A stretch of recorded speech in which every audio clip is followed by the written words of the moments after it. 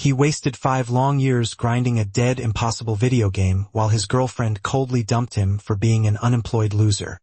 But the apocalypse just violently dragged those ruthless death game mechanics right into the real world. While panicked citizens run from grotesque monsters, our guy just sends his physical body to his broken god-tier digital avatar. A massive bug monster thinks it is about to feast on a helpless bystander, but he casually slices it into modern art with one effortless swing. The name is starting with 13 hidden traits, and this is just the beginning. We start right in the middle of a scorching desert where the locals are sweating profusely while fighting off a massive monster and each other. Right in the thick of this chaos is our boy, smashing his way through the human army like a one-man wrecking ball. The monstrous beast is exhausted just trying to kill him. Our boy mentally complains that his heart is about to explode and breathing feels like swallowing a knife. He cannot even tell if he is dripping blood or sweat anymore, but his senses scream that this hyper-realistic agony is way beyond simple computer graphics. A flurry of system notifications pings in his vision, announcing the activation of hidden traits like Iron-Blooded Lord's Heart, Weapon Master, and Dexterity. Surrounded by an entire army, he accepts that this nightmare is reality right before taking a fatal blow and getting a massive game over screen. Back in the real world, our boy leans back in his gaming chair and aggressively questions the quality of this trash game. His real name is Park, a name his parents gave him hoping he would live wisely, though his current lifestyle is the exact opposite. After quitting his job a few months ago, his entire existence has devolved into being a hardcore gaming addict locked in his room. In reality, he has been obsessed with this specific game for 5 long years. The login screen for Pangea probably displays its vintage slogan, promising to grant one wish to anyone who clears the game. This bold claim initially attracted highly skilled players, but the sadistic difficulty quickly frustrated them into quitting. Now our boy is the only active player left, floating around like a solitary fly in a dead server. He recalls the endless online complaints from the past, with players whining about losing all their gear, getting one-shot by bosses, and dealing with allies who suddenly turn hostile. Avoiding unbeatable named NPCs is critical, because getting targeted means permanent character deletion, forcing players to start over from absolute scratch. Our boy strongly suspects the developers designed this digital torture chamber specifically to prevent anyone from clearing it. Having just lost 5 years of progress and 8 out of the 15 unique items in the game, he feels completely hollow. A system window cheerfully informs him that his character has been deleted due to the death penalty, but compensates him with a staggering 1,600,000 soul points. Soul points are calculated based on the deleted character's value and are used to buy talents for a new build. Since the maximum limit per talent is 10,000 points, our boy realizes he is essentially filthy rich and can max out almost every skill. He normally prefers investing in magic talents, but pure apathy takes over. Figuring he will never beat the game anyway, he decides to just mess around and enjoy the character creation process properly before deleting the game for good. His deep-seated nihilism stems from a brutal memory from 3 months prior. His girlfriend of 5 years coldly dumped him at a cafe, insisting she needed a man with an actual corporate future, not someone wasting their life away. She abandoned him at the table, leaving him completely devastated. Driven by petty anger, our boy Rage quit his job and fully embraced his digital isolation. Channeling that lingering bitterness, he furiously mashes the random button on the stat distribution screen, burning through hundreds of points at a time just for fun. Suddenly, he hits the jackpot. A hidden piece activates, and a system message congratulates him on meeting the requirements to be invited to Pangea. A strange, heavy aura envelopes his room. A menacing voice echoes directly in his head, promising to burn all the worlds a demon lord has made. Our boy clutches his ears in confusion before passing out cold on his keyboard. His monitor flashes a poetic red warning about creation, destruction, and finding happiness in Pangea. The next thing he knows, he wakes up face first in the hot sand, receiving a brutal whip strike to his back. A slave driver barks at him to get up, threatening to feed him to the high dragon if he falls again. Still trembling, our boy looks around and realizes with sheer horror that he has been teleported directly into the game. He scrambles to his feet and joins a line of miserable slaves getting whipped into formation, staring up at the towering high dragon, which is a literal mountain of ugliness the size of a dinosaur. With a face that looks like it was put together in the dark using leftover scrap metal and bad intentions, he mentally summons his status window.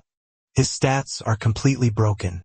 Strength, stamina, agility, intelligence, and magic are all sitting at an impossible level 12, far above the game's normal cap of 10. His talent list is ridiculously long, maxed out in everything from swordsmanship and elemental magic to archery and leadership. He also possesses an absurd list of hidden traits, including Weapon Master, Giant's Resistance, Gluttony, and Great Sage. An ominous warning notes Amiya collapse at 6.12%, explaining that as the collapse progresses, the boundary between reality and the game weakens, with the first feature unlocking at 10%. Before he can fully process his overpowered status, pure chaos erupts across the desert. Someone screams that the Desert Queen's army has broken the non-aggression pact and launched a surprise attack. Our boy spots a girl riding the massive monster and instantly recognizes her as the Snake Princess Shirley. A main quest window violently pops into his vision, demanding he survive. The horrific catch is that failing the quest means permanent death in both the game and the real world. A volley of arrows rains down, instantly wiping out several slaves around him.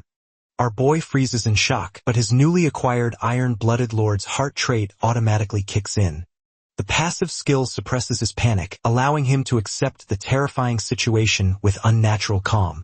Realizing standing still is a guaranteed death sentence, he lunges for a dropped sword. An enemy soldier charges at him, but our boy effortlessly dodges the attack and slices him like a shish kebab. As the enemy hits the sand, the hidden trait Weapon Master loudly announces its activation. Another warrior mocks our boy as a worthless slave, but he simply scoops up a dropped spear and casually slices the guy in half. The borrowed weapon feels perfectly natural in his hands. He effortlessly dodges an incoming attack, practically seeing the sword's path mapped out in glowing neon. Someone nearby screams in confusion, wondering why a random slave is fighting when the main expedition team is already knocked out. Meanwhile, system notifications spam his vision. Thanks to his dexterity trait, his weapon proficiency skyrockets. Both his sword and spear mastery hit level 5, then instantly jump to level 6. Considering the absolute maximum is 10, our boy realizes he is casually wielding the skill of a named knight. He mentally praises his hidden traits, knowing it is a miracle he is surviving this long. But looking at the 500 enemies still swarming him, he seriously questions how this quest expects him to win alone. The scene shifts to a luxurious throne room where a queen sits flanked by her royal guards. A subordinate delivers the bad news that the desert expedition has completely failed. The queen turns to the Snake Princess, ordering immediate damage control. If word leaks that their city did not participate, the central continent will absolutely blame them. The queen orders the princess to march straight to the Kultzman Desert, wipe out all survivors, and scrub the evidence. In exchange, she promises to finally lift the princess's curse. The princess eagerly accepts the mission. Back in the desert, the Snake Princess is currently doing an excellent job of erasing everyone in sight. A subordinate reports that one extremely stubborn slave is still holding out. That slave is our boy, who just leveled up to 2, fully restoring his health, magic, and fatigue right before the boss music kicks in. The princess arrives and orders everyone out of the way. Our boy instantly reads her status. Isabella Vandergen, level 8, suffering from an abnormal desert curse that prevents her from leaving the area. He mentally panics. In a game strictly capped at level 10, a level 8 is major organization leader territory. Facing her face to face is a complete disaster. She approaches, complimenting his skills before powering up her deadly aura to execute him. Facing imminent deletion, our boy remembers he is a true gaming freak who thrives on broken strategies. Flashing a painfully confident grin right as she attacks, he casually asks if she wants her queen's curse lifted. That instantly hits the brakes on her murder attempt. She demands to know who he really is, channeling his inner majestic guru. He claims to be a saint, a reader of the stars who can guide her to freedom. The princess is completely stunned. Our boy internally celebrates his massive bluff. Saints are strictly non-playable characters needed for players to transcend past level 10, and only a star's blessing can remove her specific curse. The ultimate irony is that he knows exactly what she needs because he actually created her character. He abandoned her at the starting point years ago, leaving her permanently trapped by that very curse. She asks his name, and he smoothly replies with Randolph. The system officially locks it in. She puts his execution on hold, warning him not to lie, and orders her soldiers to treat him as a special guest. A massive notification pops up confirming his survival quest is complete with unprecedented beyond perfect results.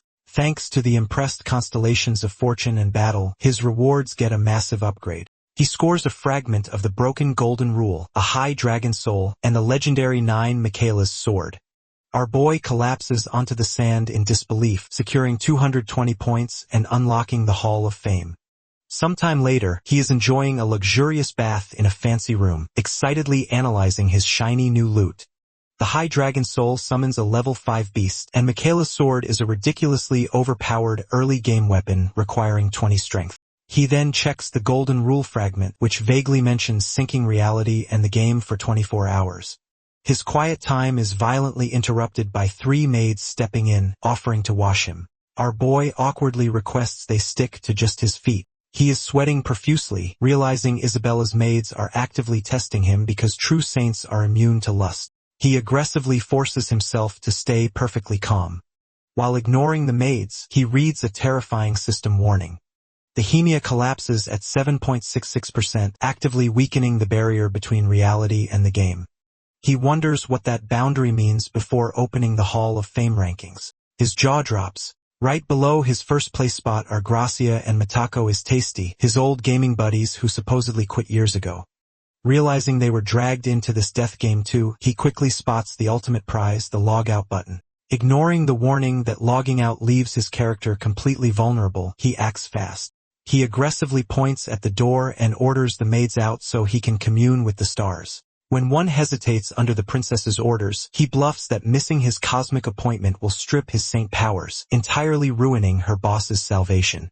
The panic maid wishes him a pleasant communion and quickly leaves. Our boy sighs with massive relief, bids a harsh farewell to the trash game, and slams the log-out button. He opens his eyes in his real-world bedroom, but the nightmare is far from over. Outside his window, the city is completely engulfed in fire, and monstrous creatures are strolling down the streets. His phone screams with emergency alerts reporting unknown attacks across Seoul and Busan. Trembling violently, he peers out, only to lock eyes with a horrific monster staring right back at him. He dives back into the safety of his room, completely losing his mind over why the game's monsters are currently hosting an apocalypse in his zip code. As he panics, a small solid gold object quietly drops from his pocket. Our boy wakes up in his real-world gaming chair, trying desperately to convince himself his sudden trip to a desert death game was just a hyper-realistic nap. He immediately hits the denial phase, assuring himself that getting sucked into a video game is strictly web novel fiction. But then he spots a little gold pouch sitting innocently on his desk. Panic sets in as he grabs the item, realizing he definitely did not leave that there before passing out. Desperate for answers, he checks his computer only to find the Pangea homepage has been completely scrubbed from the internet, displaying a cold customer service error. His digital crisis is violently interrupted by the sound of genuine horror outside. Peeking out his window, he spots actual monsters turning his neighborhood into a chaotic buffet, while police officers scream into their radios for backup against the unidentified threats. His phone instantly floods with emergency alerts confirming the apocalypse is officially live. The boundary between reality and the game has completely shattered. Realizing he cannot fight a monster with his keyboard, our boy desperately checks his golden pouch. He pulls out the High Dragon Soul and the insanely overpowered Michaela sword, completely unsure how to equip them in real life since there is no mouse to double-click with. Thankfully, a system window pops up for the fragment of the broken golden rule offering to sync reality and the game for a 24-hour limit. Seeing no other option against the roaming beasts, he instantly activates the sync, fully merging his real-world self with his ridiculously overpowered game avatar, Randolph. Down on the chaotic streets, a mother is sprinting with her child in her arms. The kid cries, asking why they cannot just go home, and the mother tries to reassure her right before a massive chunk of falling debris comes crashing down from a building. The mother heroically shoves her kid out of the way, taking the fatal hit herself. A terrified bystander rushes over, and the dying mother uses her last breath to beg the lady to take her child and run. The bystander promises to protect the kid, but freezes in pure terror as a massive bug monster zeroes in on her. Just as she accepts her permanent subscription to the afterlife, our boy drops onto the scene. With a single effortless swing of his sword, he slices the monster into modern art. The bystander is completely shell-shocked. She screams a warning as another monster sneaks up right behind him, but our boy does not even flinch. Instead, his newly summoned High Dragon, a 9-headed nightmare, casually obliterates the bug without our boy even turning his head. Standing triumphantly on the dragon, he casually tells the lady to stand up. While she questions if she is having a stress-induced hallucination, and the kid cries for their fallen mom, our boy goes to work, slaughtering the surrounding monsters like they are wet tissue paper, while the surviving crowd watches in absolute. In reality, this apocalypse is a global phenomenon. Civilizations are crumbling everywhere, but mysteriously overpowered warriors are suddenly appearing on the streets, effortlessly slicing through bulletproof monsters and playing the hero. Watching this unfold on a smartphone from the safety of his room is a player known as Massacre.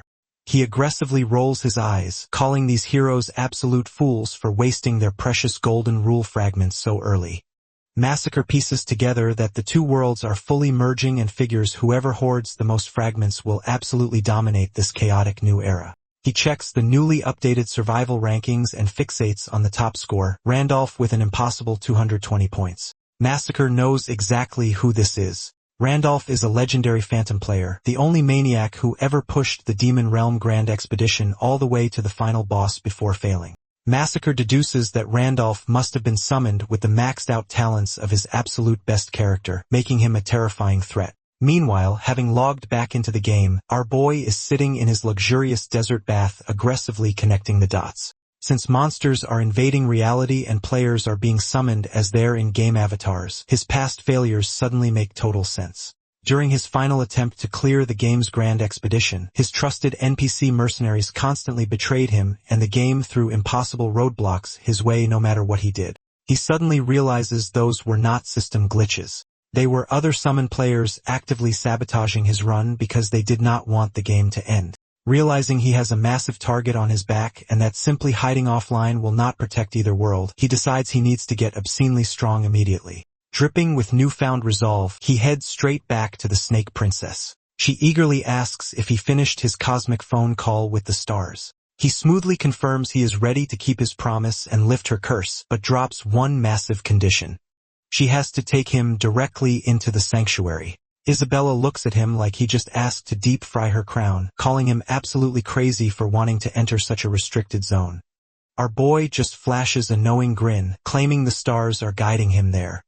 In reality, he knows the second main quest is to earn a class, and the absolute best overpowered class in the game is sitting right inside that exact sanctuary. As if on cue, a system window pops up, officially triggering the quest to obtain his new class. The evening sets over the sanctuary as the Snake Princess effortlessly slices her way through the entire guard detail in mere minutes. Watching her turn elite soldiers into modern art, our boy mentally sweats out a sigh of relief, incredibly grateful this walking blender is currently on his side. Just a few hours prior, he had boldly asked her to escort him directly into the sanctuary. She had looked at him like his brain was running on dial-up, completely flabbergasted that he wanted to break into such a heavily guarded stronghold. But our boy had a master plan. Knowing the second main quest involves obtaining a class, he specifically wanted a hidden star class located right inside. Relying on the memory of his previous overpowered character, he knew he was the only player alive with its exact coordinates. He smoothly bluffed that he absolutely needed to retrieve this hidden star to cure her curse, shutting down her protests about security by pointing out that her royal status gave her VIP access. He delivered a brutal ultimatum, telling her this was her one and only ticket out of the desert. Internally, his soul was practically packing its bags, fully aware that if she called his bluff, he would be instantly reduced to a very dead stain on the floor. Snapping back to the present, our boy casually announces they have arrived at the holy ground, pointing toward a looming set of underground stairs. As they descend, a flurry of system windows violently pops into his vision. The system welcomes him to the hidden sanctuary, offering an exploration subquest while aggressively warning that his measly level 2 status is vastly below the recommended level of 8. The air is thick with toxic energy and dark magic, but his giant's resistance trait steps up like a VIP bouncer, completely shielding him from the deadly atmosphere. Our boy knows a normal newbie would melt into a puddle here, but with the princess leading the way, he feels practically invincible. He entirely ignores the juicy exploration rewards, mentally locking on to the main quest. He flashes a wicked grin, fully intending to snag the most broken job available. The princess flashes a confident smile, but our boy bursts her bubble by casually placing a hand on her shoulder and announcing they took a wrong turn. She quickly points out that the bridge ahead is an obvious trap designed to sweep intruders away in a deadly downward current. When he playfully asks if the terrifying assassin is actually scared, she gets incredibly defensive, aggressively claiming she does not even know the meaning of the word fear. Noticing she is vibrating like a smartphone on silent, he raises a skeptical eyebrow. She desperately backpedals, blaming a sudden leg cramp and insisting they need a safer route. Embracing the absolute absurdity of the moment, our boy crouches down and offers her a piggyback ride. He practically short-circuits with indignation, questioning if he has a death wish. But our boy smoothly reminds her about that totally real leg cramp and the ticking clock. Once the sun rises and the guards are found chopped to pieces, the Queen's trackers will be breathing down their necks. He bluntly states it is way faster to carry her than to wait for her to stop trembling. Thoroughly flustered and making a 100 excuses about how she never lets anyone carry her, she reluctantly hops onto his back. He warns her to hold on tight before sprinting directly off the ledge into absolute nothingness. The princess loses her mind as they plummet, but our boy's mutation trait activates, granting him the ability to see things invisible to the naked eye. His feet hit a completely transparent set of stairs suspended in midair. Realizing they are casually strolling on an invisible path, she's utterly baffled as to how a level 2 weakling knows a secret route that even she was completely clueless about. On top of that, he's not even breaking a sweat in an area saturated with toxic magic. Looking back at her tightly gripped arms, our boy flashes a smug grin and teases her for having a secret fear of heights. She aggressively orders him to shut up, but her mind is racing. She wonders how he can be so insanely relaxed around her terrifying aura. It does not feel like the arrogance of a strong warrior, but rather the comfortable vibe of someone catching up with an old friend. When she suspiciously asks if they have met before, our boy replies cryptically. He casually admits he has definitely seen her, but she has never seen him. They eventually arrive at a stunning grassy clearing filled with glowing flowers, hidden entirely behind a visual barrier. Our boy spots the next major hurdle, which is a massive guardian golem with a glowing red core embedded in its chest. Knowing this high-ranking monster could send his low-level body to the afterlife with a single brush, he quickly asks his passenger if her imaginary cramp has miraculously healed. She barks at him to shut up again and gracefully leaps into action. Our boy watches in pure awe as she casually dismantles the hulking stone beast with zero effort, even though he technically created her character build years ago. Witnessing a true level 8 assassin in motion leaves his jaw on the floor. The system cheerfully chimes in, offering him the rare and highly coveted Golden Maker class, perfectly willing to counter kills as his own party achievements. While it is an incredibly strong upper-tier job, our boy instantly declines the offer, keeping his eyes firmly on the true prize. Before they can celebrate the easy victory, a suffocating purple aura floods the entire area. The princess looks around in confusion, right as a terrifying system alert announces the arrival of the old king of the mountain. Our boy realizes the true guardian of the nameless star, Old King Dramit, has finally woken up to deal with the intruders. A colossal, monstrous entity, resembling a massive, nightmarish snake slithers into view. Right on cue, the system delivers one final panic-inducing warning, loudly reminding our boy that his level is absurdly far below the sanctuary's recommended level 10. The overwhelming presence of the sanctuary guardian looms over them, and the princess looks at our boy like he has lost his mind, demanding to know if he seriously expects her to fight that monstrosity. Our boy casually waves off her concern, confidently assuring her that despite its nightmarish appearance, the creature is actually quite friendly and never attacks first. The universe instantly proves him wrong as the guardian immediately launches a lethal strike right at the princess. While she dodges in pure panic and confusion, our boy is equally baffled, wondering why his supposedly helpful guide is suddenly choosing violence. The guardian booms that the challenger of the sanctuary must defeat him to prove their worth. The princess aggressively screams that she is absolutely not the one challenging anything. The guardian completely ignores her, accusing her of trying to back out after casually dismantling the Watcher Golem and swings again, insisting that anyone lacking worth will not leave alive. She desperately yells at our boy to stop spectating and do something. Watching the chaos, our boy suddenly pieces the puzzle together. During his last successful run, he cleared this area as a max-level superhuman. Because he was practically a walking god back then, the guardian politely guided him to the star. Now that he is a squishy low-level weakling, the guardian is defaulting to its murder protocols. The princess is rapidly losing ground, her body severely sluggish from the sanctuary's toxic energy. She curses herself for falling for a fake saint's trick, and is mere seconds away from becoming giant snake food. Right as the fatal blow is about to land, our boy commands Dramit to stop. Hearing its true name, the guardian freezes dead in its tracks. Our boy boldly claims his master, Wilhelm, has finally returned. The guardian pauses, then absolutely loses its mind laughing, calling our boy a delusional worm. It probably declares that Wilhelm was a flawless superhuman master worthy of total loyalty, but he died a very permanent death during the Demon Realm expedition. The guardian opens its massive jaws to turn our boy into a mid-afternoon snack, but our boy casually tells it to keep its contract. The guardian freezes for a second time, completely horrified that this random human knows about a top-secret magical agreement. Our boy mentally pats himself on the back. According to the game's deep lore, anyone who claims the star becomes the mountain's true owner, and the guardian is magically bound to follow their orders. Breaking that contract means instant death by curse. Since the game's mechanics are still fully active, his meta-knowledge is his ultimate shield. The guardian demands to know what kind of creature our boy actually is. Dripping with confidence, our boy orders the giant to guide him to the star, declaring the star itself will judge his worth. The guardian scoffs, warning him that the star shows zero mercy and will instantly incinerate a worthless worm into ash. Unfazed, our boy challenges the beast, asking if it is simply afraid the star will accept him and prove he is the new master. The guardian calls his bluff, stating it will happily escort him to the altar.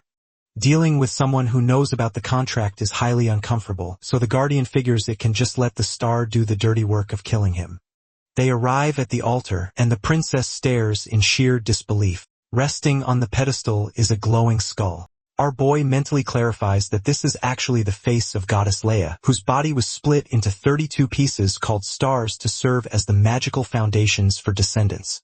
He reaches out and grabs the skull. Instantly, a massive pillar of fire erupts, swallowing him whole. The princess screams in terror, while the guardian aggressively gloats, happily shouting that the cocky worm got exactly what he deserved. But the flames clear, and our boy is completely unharmed, internally rolling his eyes at the jerk of a guardian. He knows the star's fire only kills players who try to exploit bugs to bypass the boss fight. Since he technically beat Dramid at using lore-accurate blackmail, he is perfectly safe. Now comes the real gamble. He knows a secret rumor that grabbing the star without any prior class unlocks an insanely overpowered job. The gamble pays off perfectly as system window chimes, converting his magic power into Star Force and granting him the Star Slash and Star Blessing skills. He officially unlocks the hidden class, Star's Inheritor, a broken role that makes him exponentially stronger based on the number of stars he collects. With the star fully absorbed into his system, our boy turns his attention to Isabella. He casually asks what she plans to do once her curse is finally lifted. Still reeling from the fiery spectacle, she admits she wants to leave the desert and reunite with her family. Our boy offers to bless her with total freedom, but slaps a massive condition on the table. She must serve him faithfully for 1 entire year after he helps her escape. She hesitates, her royal pride clashing with her desperation. Our boy steps closer, looking her dead in the eye, and reminds her he is not her manipulative queen. He absolutely does not lie. After a tense silence, the princess swallows her pride and gracefully bows to him, accepting the deal. Our boy praises her smart choice. He then pivots to the towering guardian, casually reminding the giant that since he is now the master of the star, he's also the monster's new boss. He aggressively commands the idiot to bow down. The system violently interrupts the moment with a massive notification, calculating the results for obtaining his class. His performance is deemed unique, shattering expectations and securing an insane score of 230 points to top the Hall of Fame. The constellations of fortune and adventure are practically throwing a parade in his honor, heavily upgrading his rewards as multiple heavenly entities lock their eyes on his ridiculous progress. Meanwhile, back at the Desert Queen's throne room, a scout desperately reports that Isabella has breached the highly restricted sanctuary alongside a captured slave. Furious, the queen immediately orders her forces to hunt them both down and drag them back. Back in the real world, a trio of gamers is grabbing coffee and aggressively gossiping about the leaderboards. One guy is absolutely convinced that this Randolph character is actually the legendary ghost player, Phantom. Snagging such a ridiculously high score on a main quest requires a terrifying amount of game knowledge, and the guy in the black shirt notes that Phantom has been a ghost for 5 years, so his sudden appearance is about to break the internet. The guy in the red shirt is desperate to reach out to him first. But the blonde girl points out they have been searching for years with zero luck because Phantom was never an actual player until the lines between the game and reality started blurring. The guy strategized about using the newly unlocked secret auction house to bait him. In this game, the secret auction is a notorious fishing spot where veterans post high-tier gear at dirt-cheap prices, secretly attaching tracking talismans to hunt down and rob the naive buyers. The red shirt guy heavily doubts a veteran like Phantom would ever fall for such an obvious scam. However, the blonde girl completely enters her fangirl era, visibly trembling with excitement. She insists Phantom is exactly the kind of unhinged powerhouse who would grab the bait on purpose just for the thrill of the fight. She demands they recruit him at all costs, completely convinced he is some insanely wealthy CEO or corporate heir in real life who is just as crazy as they are. Meanwhile, the system updates the Hall of Fame for the class acquisition quest. Our boy is sitting pretty in first place with 230 points, followed by Gracia and Machako is tasty. Down in 5th place is a player named Massacre who is absolutely fuming. Because only the top 2 get the privilege of accessing the secret auction house, he is completely locked out. But Massacre is a simple man with simple violent solutions. He decides that if he cannot use the auction, he will just systematically murder everyone above him on the leaderboard to steal their ranks, effortlessly slaughtering his way through the digital competition. Back in the digital desert, a system notification cheerfully announces our boy has 100% explored the hidden sanctuary, making him the first player to ever conquer it.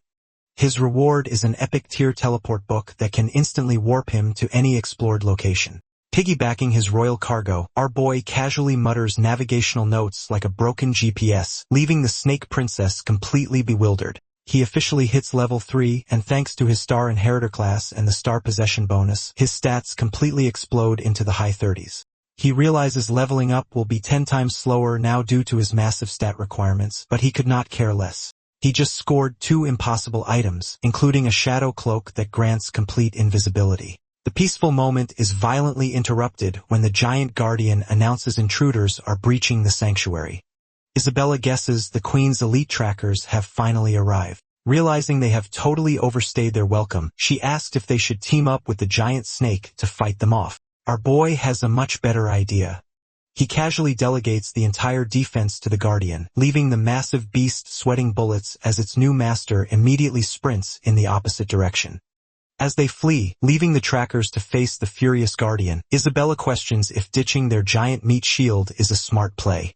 Our boy explains that this is likely just an advanced party and getting surrounded by the main force is a guaranteed death sentence. Isabella gets entirely defensive, assuming he is leaving the guardian behind because she is too useless to fight. Our boy quickly clarifies that Dramit literally cannot leave the sanctuary, so they are on their own regardless. He explains their only ticket out is the warp gate at the edge of the desert stage. Thanks to his star blessing, Isabella's curse is completely gone, meaning she can finally use it. The only massive problem is that the gate takes half a day to warm up. Arriving at the gate, Isabella realizes there is absolutely zero cover in the sprawling sand. Our boy reassures her that Dramit is buying them plenty of time, but he urgently needs to commune with the stars to check on the real world. He asks if he can trust her to guard his vulnerable body. Gripping her sword, she fiercely promises to protect him. Taking the system's advice to log out safely, our boy slams the exit button. He wakes up in his bathtub, still struggling with the jarring transition between his overpowered avatar and his squishy real-world body. Checking his phone, he is incredibly relieved to find no massive disaster alerts, meaning the monsters have not fully invaded reality just yet. But knowing the clock is ticking and that he needs to watch out for other summon players, he heads out to gather information. His first stop is a cafe where his ex-girlfriend is currently aggressively berating her new boyfriend over the phone for being too stingy. She hangs up, mentally comparing her current cheapskate to our boy, wishing our boy had just a little more money so she would not have had to dump him. Right on cue, boy arrives. She immediately switches to her sweet, innocent persona, praising him for always coming running whenever she calls. Our boy sits down and completely ignores her nostalgic performance, bluntly telling her to get to the point because he is busy. She tries to guilt trip him, claiming she misses him and deeply regrets their breakup. Our boy notes with sheer disappointment that she did not even offer to buy him a coffee and instantly stands up to leave. She absolutely loses her mind. Shouting about how much she missed him, our boy completely flatlines her ego. He coldly asks if her current boyfriend knows she is out fishing for a backup plan, kindly suggesting she delete her couple's photos from social media before trying to scam her ex. He walks out, leaving her grinding her teeth in pure humiliation. Stepping outside, our boy is genuinely shocked by his own emotional flatline. He realizes his in-game avatar's supreme confidence is actively bleeding into his real-world personality. Before he can fully process his character development, a massive commotion erupts down the street. A completely unhinged man is holding a terrified girl by her hair, waving a knife around and screaming about respect and stalking. The crowd watches in horror as the man prepares to stab the girl. But before the blade can even drop, our boy steps right into the danger zone. Moving with terrifying speed, he grabs the armed psycho directly by the face. As the attacker trembles in sheer panic, our boy stares him down and casually informs him that playtime is officially over. The armed psycho demands to know who the hell this sudden interference is, screaming for release as our boy tightens his grip. The attacker's wrist is practically crying out in agony, feeling like it is a single second away from snapping in half. The protagonist mentally notes that he does not even need to activate his broken golden rule fragment to win this fight. His real-world body has genuinely upgraded into a lethal weapon. Deciding he has held hands long enough, he casually tosses the thug aside and turns to the trembling victim to ask if she is okay. The woman looks up with teary eyes and a massive blush, stammering that she does not even know how to properly thank him. The MC narrows his eyes, realizing this is the exact same woman from earlier, and asks if she has something specific she wants to say to him. She quickly denies it, claiming he just happens to look remarkably like someone she knows. Their awkward reunion is abruptly cut short when the discarded attacker tries to launch a desperate sneak attack from behind, screaming for the ambassador to die. The lady shouts a panicked warning, but the protagonist simply sidesteps the sloppy ambush with zero effort in one fluid motion. He guides the man's face directly into the pavement, knocking him out cold. The girl is left staring at him in sheer awe. Naturally, the police arrive right as the dust settles and immediately demand that our boy come down to the station. The victim steps in, passionately defending him as her rescuer and clarifying that she was the one who filed the initial stalking report. The officers refuse to budge, arguing that an assault still took place, so he has to be brought in for questioning. She points out the glaring fact that the man had a literal knife, but the police hide behind their standard procedures, asking who will take responsibility if they let a suspect walk away and something bad happens. The MC sighs, stating he simply does not have the time to waste on bureaucratic nonsense. Deciding playtime is officially over. The woman drops her secret weapon. She introduces herself as Kim Hannah, a reporter for CK Broadcasting, and firmly suggests they stop harassing an innocent bystander unless they want their incompetence blasted all over the evening news. The officers instantly realize they have stepped on a massive public relations landmine. To make matters worse, the surrounding crowd starts whispering, loudly recognizing the reporter from a viral video where she saved a child from a monster. Realizing they are completely outmatched, the cops fold, agreeing to take only the unconscious attacker away. With the nuisance handled, Hannah thanks the protagonist and hands over her business card.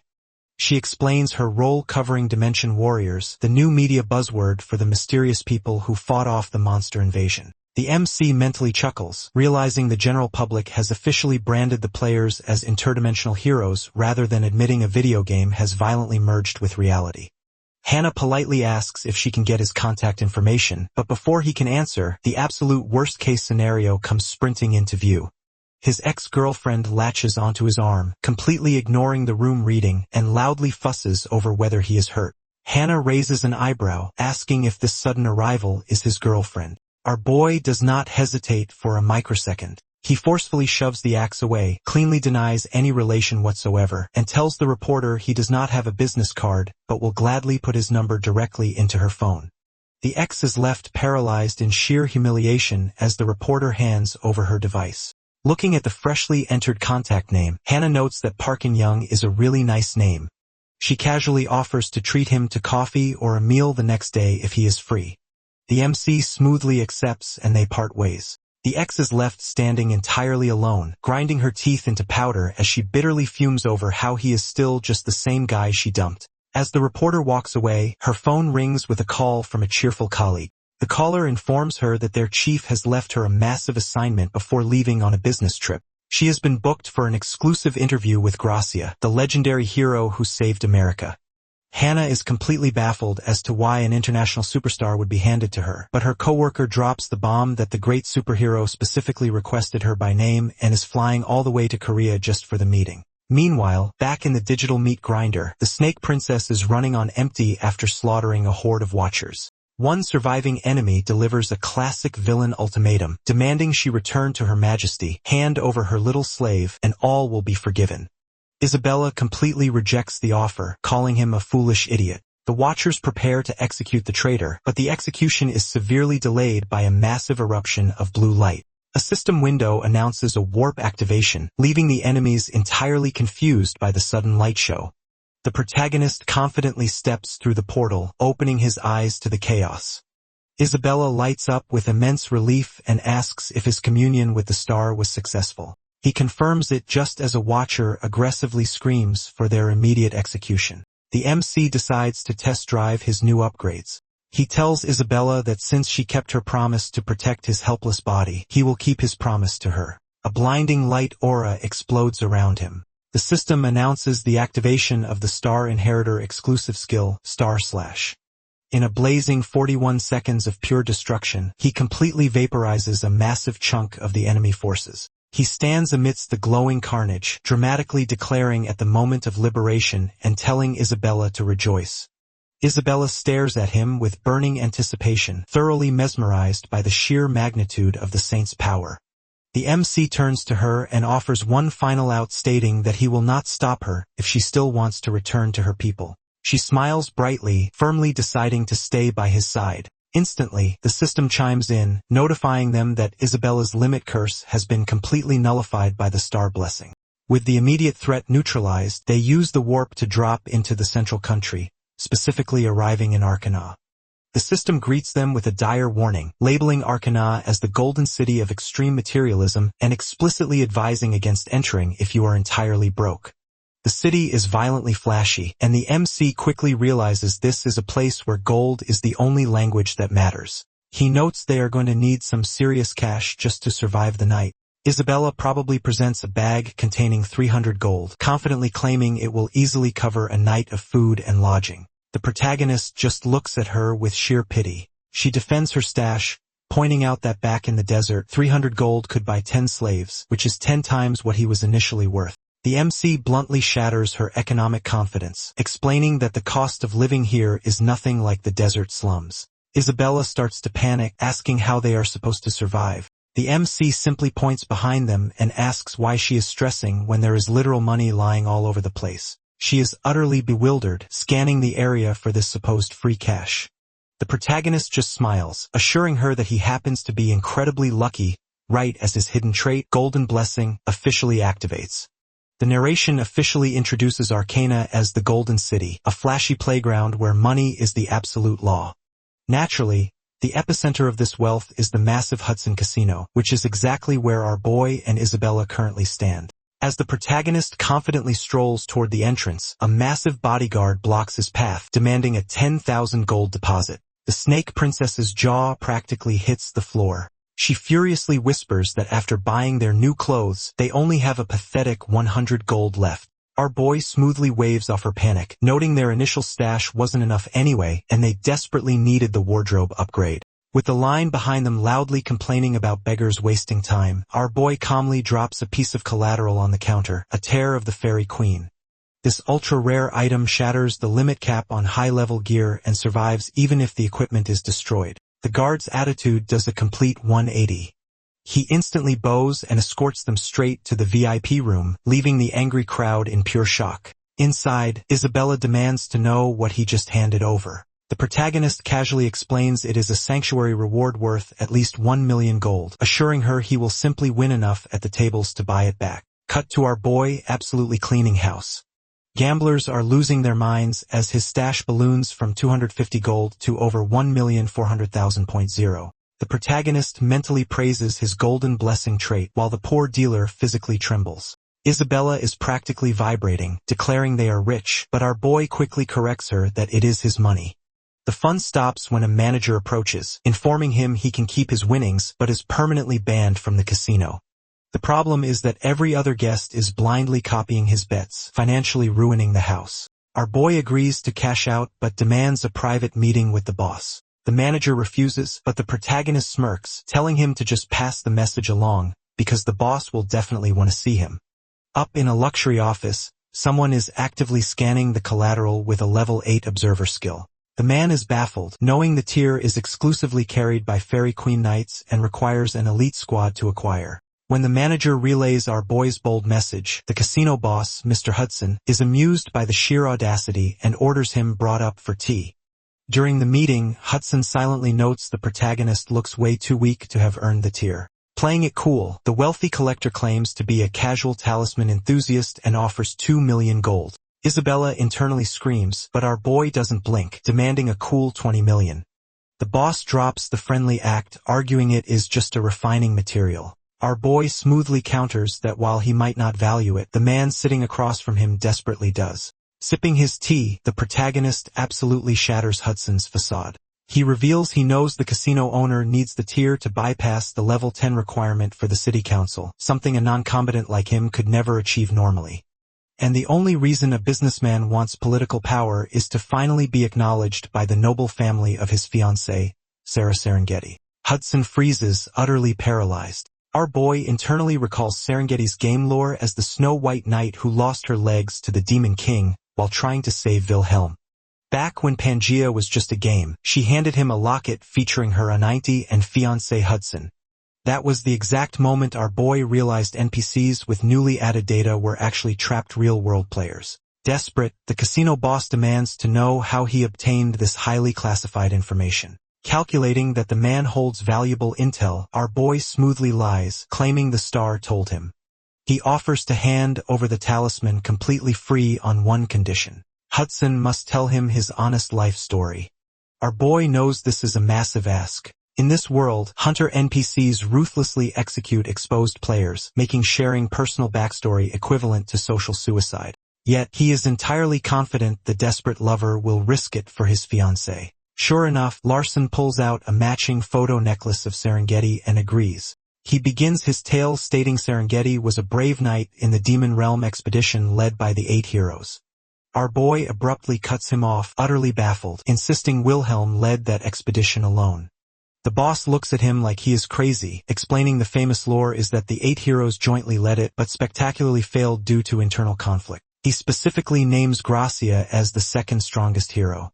The scene dramatically shifts to the real-world US, where the legendary hero Gracia is staring at his phone. He is reading Kim Hanna's breaking news report about the man who rode a monster out of the sky in Seoul. An assistant interrupts, asking why he insists on flying to Korea during a global crisis instead of just summoning the reporter. Gracia firmly shuts her down. Staring at the grainy photo of the protagonist, he declares he must confirm this in person, having a strong feeling this man is the exact friend he has been desperately searching for.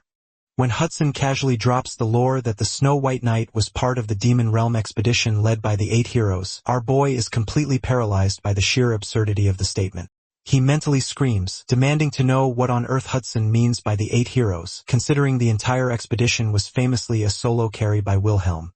Hudson politely corrects him, claiming that while Wilhelm is certainly the most famous, history remembers the expedition as a joint operation that spectacularly failed strictly due to intense infighting among those exact 8 leaders. Our boy is left reeling, utterly baffled by this completely rewritten history. The scene hard cuts back to the real world where our boy is violently zoning out while chewing on a very expensive piece of steak. He is currently sitting in a high-end restaurant with the reporter, looking thoroughly exhausted. She notices his dead-eyed stare and nervously asks if the meat is not to his taste. The protagonist smoothly reassures her that the food is fine, blaming his lethargy on a rough night. Internally, he bitterly complains that demanding Hudson's life story resulted in the grown man completely bawling his eyes out and Lord dumping until dawn. He couldn't log out all night, which is exactly why he ended up 10 minutes late to this thank you meal. The reporter humbly notes that treating him to a fancy dinner is the absolute least she could do after he saved her from a knife-wielding stalker. Our boy brushes it off as just doing the right thing, but she smiles, insisting that stepping in takes real courage. Her warm appreciation is suddenly interrupted when her eyes lock onto a table right behind him. She leans in and points out that the woman glaring daggers at the back of his head is the exact same girl who ambushed him the other day. Our boy mentally groans. He recognizes the guy sitting with his ex, a blue-haired meathead with the energy of someone who spends way too much time watching alpha male podcasts. The protagonist remembers seeing his obnoxious face plastered all over the ex's social media.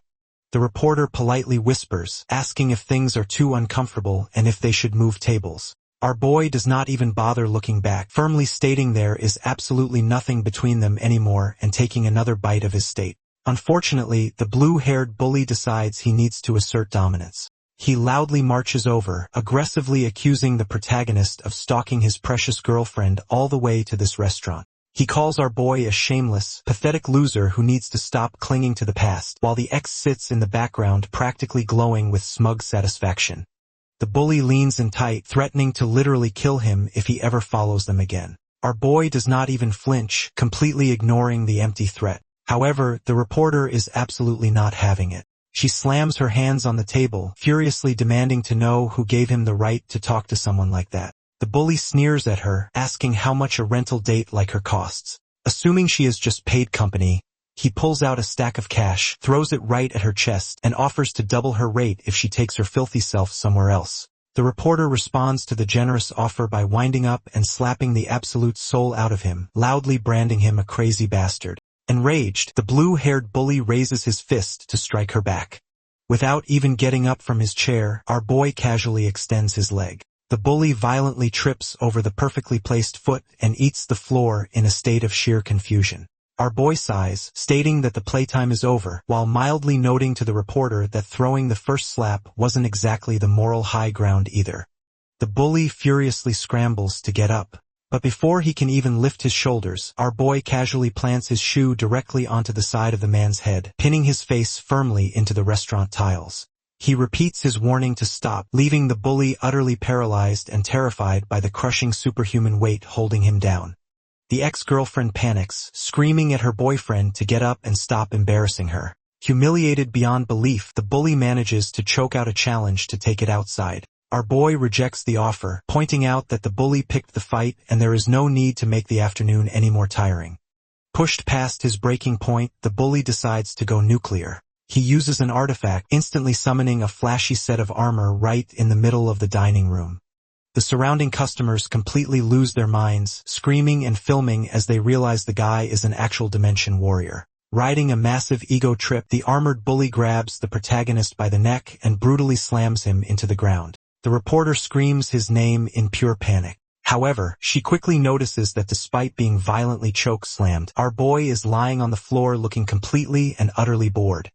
He casually notes that the guy is a player, but wonders how someone so weak could possibly be acting this arrogant. The system chimes, activating his hidden trait, Great Sage, allowing him to peek at the bully's stats. The readout is frankly pathetic. The bully is a level 4 spearman. The narration smoothly explains Pangea's leveling system, noting that higher levels require astronomically more experience, especially for players with multiple talents. Our boy, whose base stats are already sitting at monstrous 36 across the board alongside a massive laundry list of talents, realizes the bully's secret. This guy is a total coward who spent the entire tutorial hiding, managed to survive through sheer dumb luck, and immediately logged out the second he could, never returning to the game. Before our boy can properly humble him, the ex-girlfriend scurries over, begging the bully to leave before the cops arrive. The meathead puffs out his chest, warning the protagonist to never look at his girl again, and struts away like he just won the world championship. The reporter is absolutely furious, demanding they call the police immediately. Our boy casually dusts himself off and tells her to drop it, reminding her she did technically assault him with a slap first. Their argument is abruptly cut short when the entire restaurant violently shakes. The customers scream as a massive earthquake rattles the building. Our boy's blood runs cold as he realizes another monster erosion is starting right on top of them. Giant, grotesque worms violently burst through the concrete. The reporter panics, screaming that they need to run, but our boy quickly covers her mouth to keep her quiet. He analyzes the monsters, recognizing them as cheap worms, low-level scavengers that only feast on the dead and absolutely will not attack living humans unless provoked first. He figures they are perfectly safe as long as no one does anything incredibly stupid. Naturally, the blue-haired idiot decides to be a hero. Hoping to show off for his girlfriend, the bully charges forward and easily slices a worm in half with a single strike, high on his own delusion. He shouts that he is going to kill every last freak in the room. The terrified crowd starts cheering him on, completely inflating his ego. Our boy turns to the reporter with dead serious eyes and orders her to run as far away from that specific idiot as humanly possible. Just as the bully starts celebrating his easy victory, a thick, blood-red fog rapidly floods the street, completely blinding everyone. The bully coughs, utterly confused by the sudden weather change. The silence is shattered by a deeply ominous voice right behind him, furiously demanding to know who just murdered her children. A blood-chilling system window pops up for our boy, announcing the arrival of an elite boss monster, the Cheat Mamba. The system helpfully recommends a 20-man raid party to survive. Our boy is currently a party of one. Through the thick, blinding red fog, the elite boss is grinning in the shadows, actively possessing the blue-haired meathead. The bully is completely out of his mind, actively hallucinating from the cheat worm's toxic blood effect, genuinely believing a terrified civilian coughing in the mist is a monster. He raises his weapon and screams for them to die, completely losing control of his own body. Before the idiot can officially add murder to his long list of terrible life choices, our boy decides to intervene. With zero hesitation, the protagonist casually slices the bully's arm clean off. The meathead hits the floor screaming in absolute agony, while our boy calmly notes that he really didn't want to get involved. But attempting to execute a civilian is where he firmly draws the line. He turns his attention to the fog and calls out the real mastermind hiding in the mist. The elite boss laughs, genuinely impressed by the brutal efficiency. The massive cheat mamba slithers out, noting that a very tasty-looking human has finally stuck up to the plate. The raid boss points directly at our boy, who stands there without twitching a single muscle. Somewhere in the blinding red haze, the reporter is blindly whispering his name, desperately trying to find him. The scene shifts directly into the heat of the battle. The protagonist is actively going toe-to-toe with the massive boss, internally thanking the Mamba for the catastrophic weather change. The zero-visibility environment gave him the perfect cover to securely transform into his combat gear, without the entire restaurant filming him for social media. Still, he mentally admits that having cool gear doesn't make this a walk in the park. If he hadn't fully memorized the specific boss's attack patterns back in the game, he would already be minced meat. The monster is thoroughly confused. It realizes the human's base physical stats are nothing special, yet he is flawlessly dodging every single lethal strike as if he is reading the script ahead of time. When the protagonist attempts a quick counterattack, the Mamba easily brushes it off, smugly declaring his offensive efforts completely useless. Our boy isn't bothered in the slightest. He mentally tracks the boss's attack rotation, predicting that the deadly blood spray is coming up next.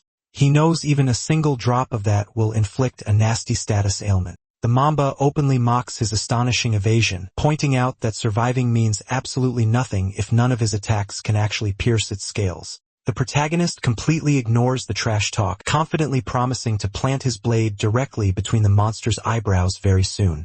Deciding it is time to stop playing around, our boy pulls out his trump card, the incredibly rare tier of the Fairy Queen.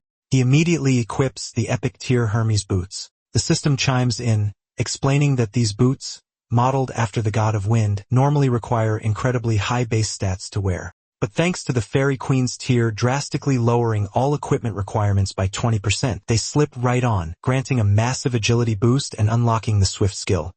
He doesn't stop there, immediately throwing on Michaela's armor and helmet to complete his high-level loadout. The system joyfully announces the activation of the Celestial Dragon Set option alongside the boot's swift ability. While glowing with his newly equipped power, our boy sends a quick sheepish mental apology to Hudson. He genuinely hadn't planned on instantly burning the priceless collateral they had just finished aggressively negotiating over, but promises himself he will figure out a way to keep his end of the bargain later. Triggering the swift option, the protagonist rockets forward at an impossible speed. The monster is completely caught off guard, cursing him as it desperately swings its massive tail. The brutal tail whip pushes our boy back, but he easily blocks the heavy impact, officially activating the Celestial Dragon Armor's defensive skill. The Mamba sneers, calling him a rat for having extra tricks hidden away. Our boy simply braces himself, recognizing this as the boss's absolute final attack pattern.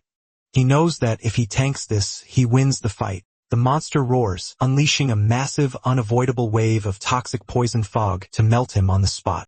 Right on cue, a system notification pops up announcing a perfect synergy between the Celestial Dragon armor and the Swift skill. The Gale ability violently erupts. A massive hurricane force wind blasts through the restaurant, completely shredding the Mamba's lethal poison fog into absolute nothingness. The monster is utterly baffled, staring in sheer disbelief as its ultimate attack gets casually blown away by a localized tornado. The narration smoothly explains the cheap Mamba's fatal design flaw. Its attack rotation strictly consists of 4 moves, a dodge, a blood spray, a needle attack, and finally the poison fog. After burning through all 4, the boss is temporarily forced into a confused, stunned state where it cannot move a single muscle before the cycle resets with doubled strength. Our boy knows this is his one and only window. Seeing the protagonist charging right at its face, the paralyzed monster suddenly panics, desperately begging him to wait a second. Our boy absolutely does not wait. Politely reminding the beast about his earlier promise, he drives his sword straight through the monster's skull, planting the blade perfectly between its eyebrows. The dust finally settles as the massive elite boss collapses. A system window cheerfully pops up to congratulate our boy, confirming the cheap Mamba has been defeated with a flawless 100% contribution rate. He absorbs a fragment of the broken golden rule, leaving him with 10 minutes of active use and a cooldown timer of roughly 48 hours. The system also chimes in to announce that Pangea's collapse has officially reached 9.1%, rewarding him with a set of lucky dice just as the blinding red fog completely clears. As visibility returns, the terrified restaurant patrons peek out from their hiding spots. The reporter frantically looks around and immediately spots the armored figure of our boy. Recognizing her savior from the other day, she desperately calls out to him. Our boy, aggressively refusing to engage in an awkward hero reunion, simply stares at her in silence, activates his invisibility cloak, and completely vanishes into thin air. A few moments later, he casually jogs back up to her wearing his perfectly clean civilian clothes, smoothly playing the role of a concerned bystander. He claims they got separated in the pure chaos. The reporter assures him she is fine, but her sharp eyes immediately lock onto a glaring detail. There is a distinct smear of fresh monster blood under his fingernails. Our boy tries to laugh it off, claiming a random monster's blood must have splashed on him. The reporter narrows her eyes, completely destroying his alibi by pointing out that his casual clothes looks fresh out of a laundry commercial, yet only his fingernails managed to get dirty. She also notes how suspiciously calm he was the exact second the grotesque monsters burst through the floor. Realizing his cover story is rapidly sinking, our boy aggressively pivots. He throws on a mask of pure terror, insisting he was so paralyzed by fear he doesn't even remember what he was doing, heavily relying on self-deprecation to prove what a massive coward he is. The reporter doesn't buy a single word, entirely convinced he is hiding a massive secret. The narration kicks in to deliver a bleak reality check. Just days after the First Dimensional War, this second unprovoked monster invasion has successfully terrorized the public. Dimension warriors warn that these attacks will only escalate, forcing citizens to lock themselves indoors, while the evening news fiercely criticizes the government for initially downplaying the disaster to protect the economy. Meanwhile, deep inside a luxurious boardroom, a group of powerful people gather. They smell heavily of expensive cologne and corruption. This is the player-led Hero Alliance. Recognizing that the government has completely lost control, the alliance leader, Park Taiwo, declares it is the perfect time to step out of the shadows. A female analyst pulls up blurry CCTV footage of our boy soloing the cheap Mamba. She suggests that the armored man might actually be the legendary player known as Randolph, the exact same guy who just stole first place on the main quest rankings. A skeptic at the table argues that a fresh level 5 player couldn't possibly equip Epicure Hermes boots. Taiwo easily dismisses the level cap issue, assuming a high-tier talisman was used. Noting that another famous player named Phantom recently vanished right before this mysterious Randolph appeared, Taiwo orders his team to recruit the armored hero at all costs to help them stop the incoming command rift. Back in the digital meat grinder, Hudson is having a spectacular meltdown. Standing inside a dimly lit room, the wealthy casino boss furiously demands to know if our boy actually just burned the priceless tear of the Fairy Queen. Our boy casually confirms it. Hudson looks like his soul is trying to violently exit his body, shrieking that the talisman was supposed to be given directly to him. Our boy completely gaslights him, smoothly clarifying that he promised to help him achieve his goals, not strictly hand over the artifact. Internally, the protagonist sweats, knowing he absolutely cannot admit he panic-burned a 1,000,000 gold item just to sweat a giant snake in the real world. He puts on his best poker face and tells Hudson he simply destroyed the item to cure him of false hope. Hudson is practically in tears, asking how he can possibly trust the protagonist now. Our boy just grins, promising to give him a very violent reason to believe. The scene immediately drops the trio right into the absolute worst place imaginable, the filthy underground sewers of Arcana.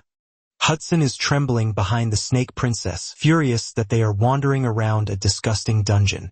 Our boy explains they need to set a fast travel waypoint using his epic tier teleport book. Since exploring the entire massive city of Arcana would take weeks, blazing through this localized sewer dungeon is the fastest viable shortcut. Hudson completely loses his mind, screaming that attempting to clear the sewers with a 3-person party is literal suicide as the boss strictly requires a coordinated 6-man party of level 8 players. Right on cue, a massive grotesque mutant sewer rat drops from the ceiling.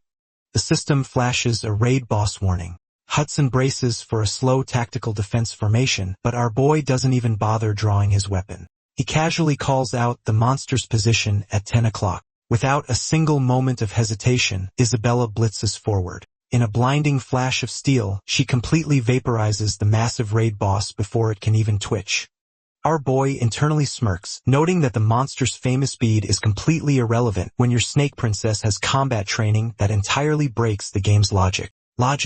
The protagonist turns back to the utterly paralyzed casino boss. Flashing a highly confident grin, he tells the trembling man not to doubt him, officially declaring that when he makes a promise, it gets done.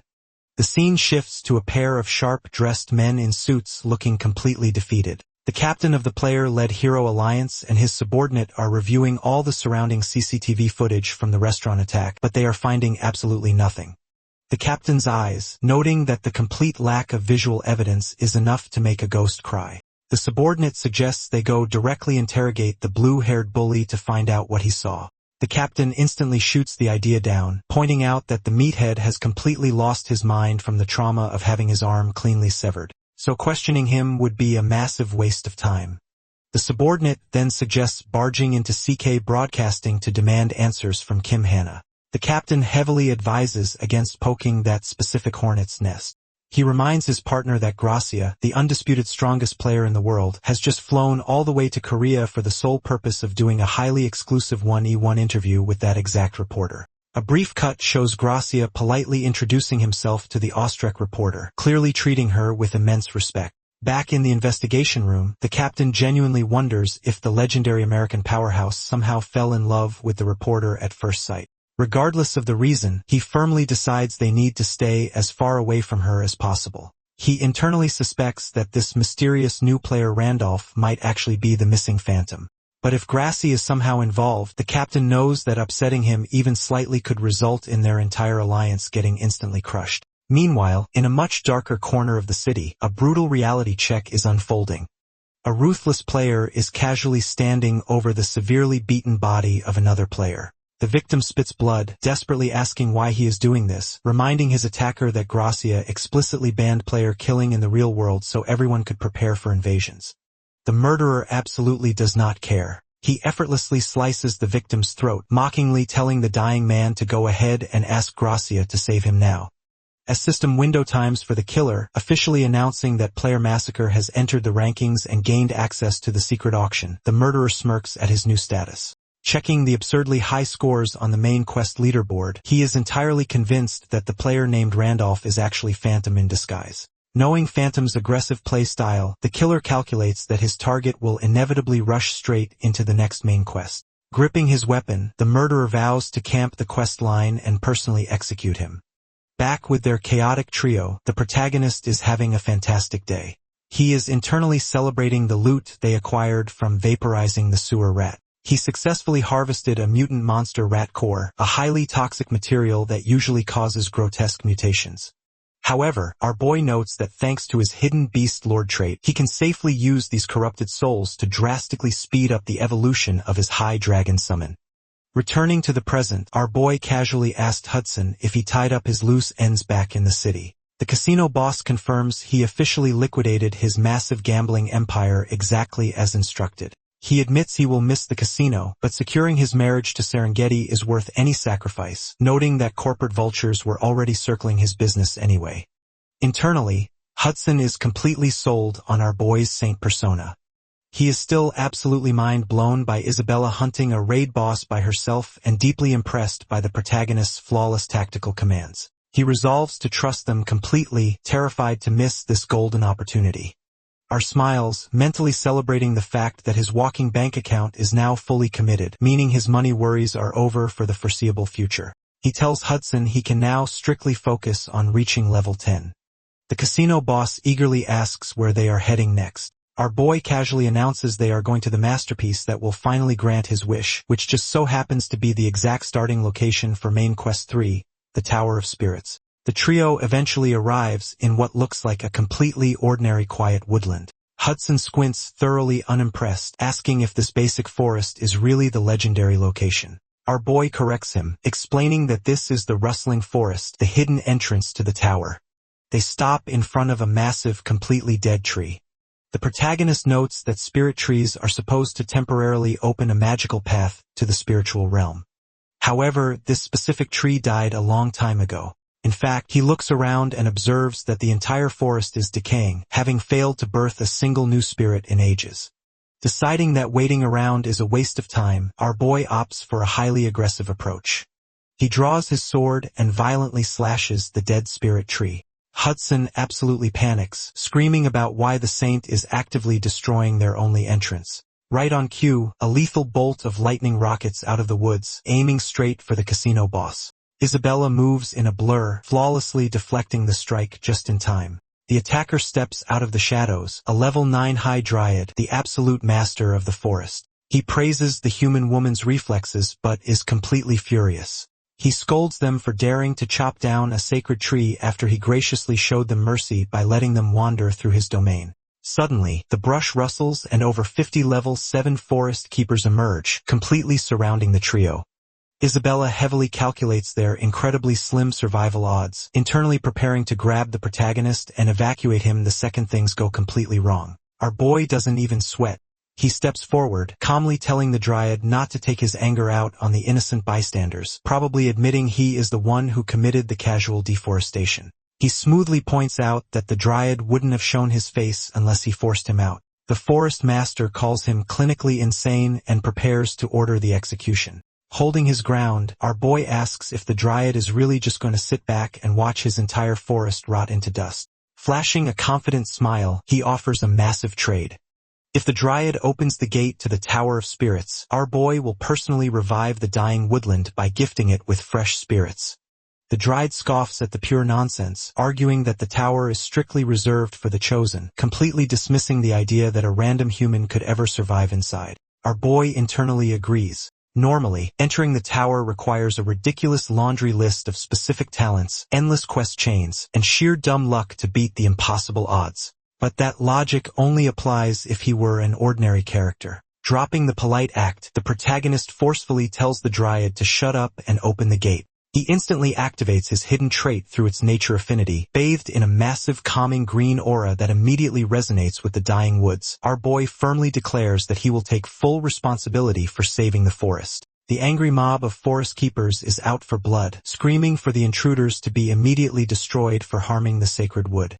Isabella tenses up, calculating her escape routes, but the level 9 high dryad abruptly raises his hand, instantly silencing the entire forest.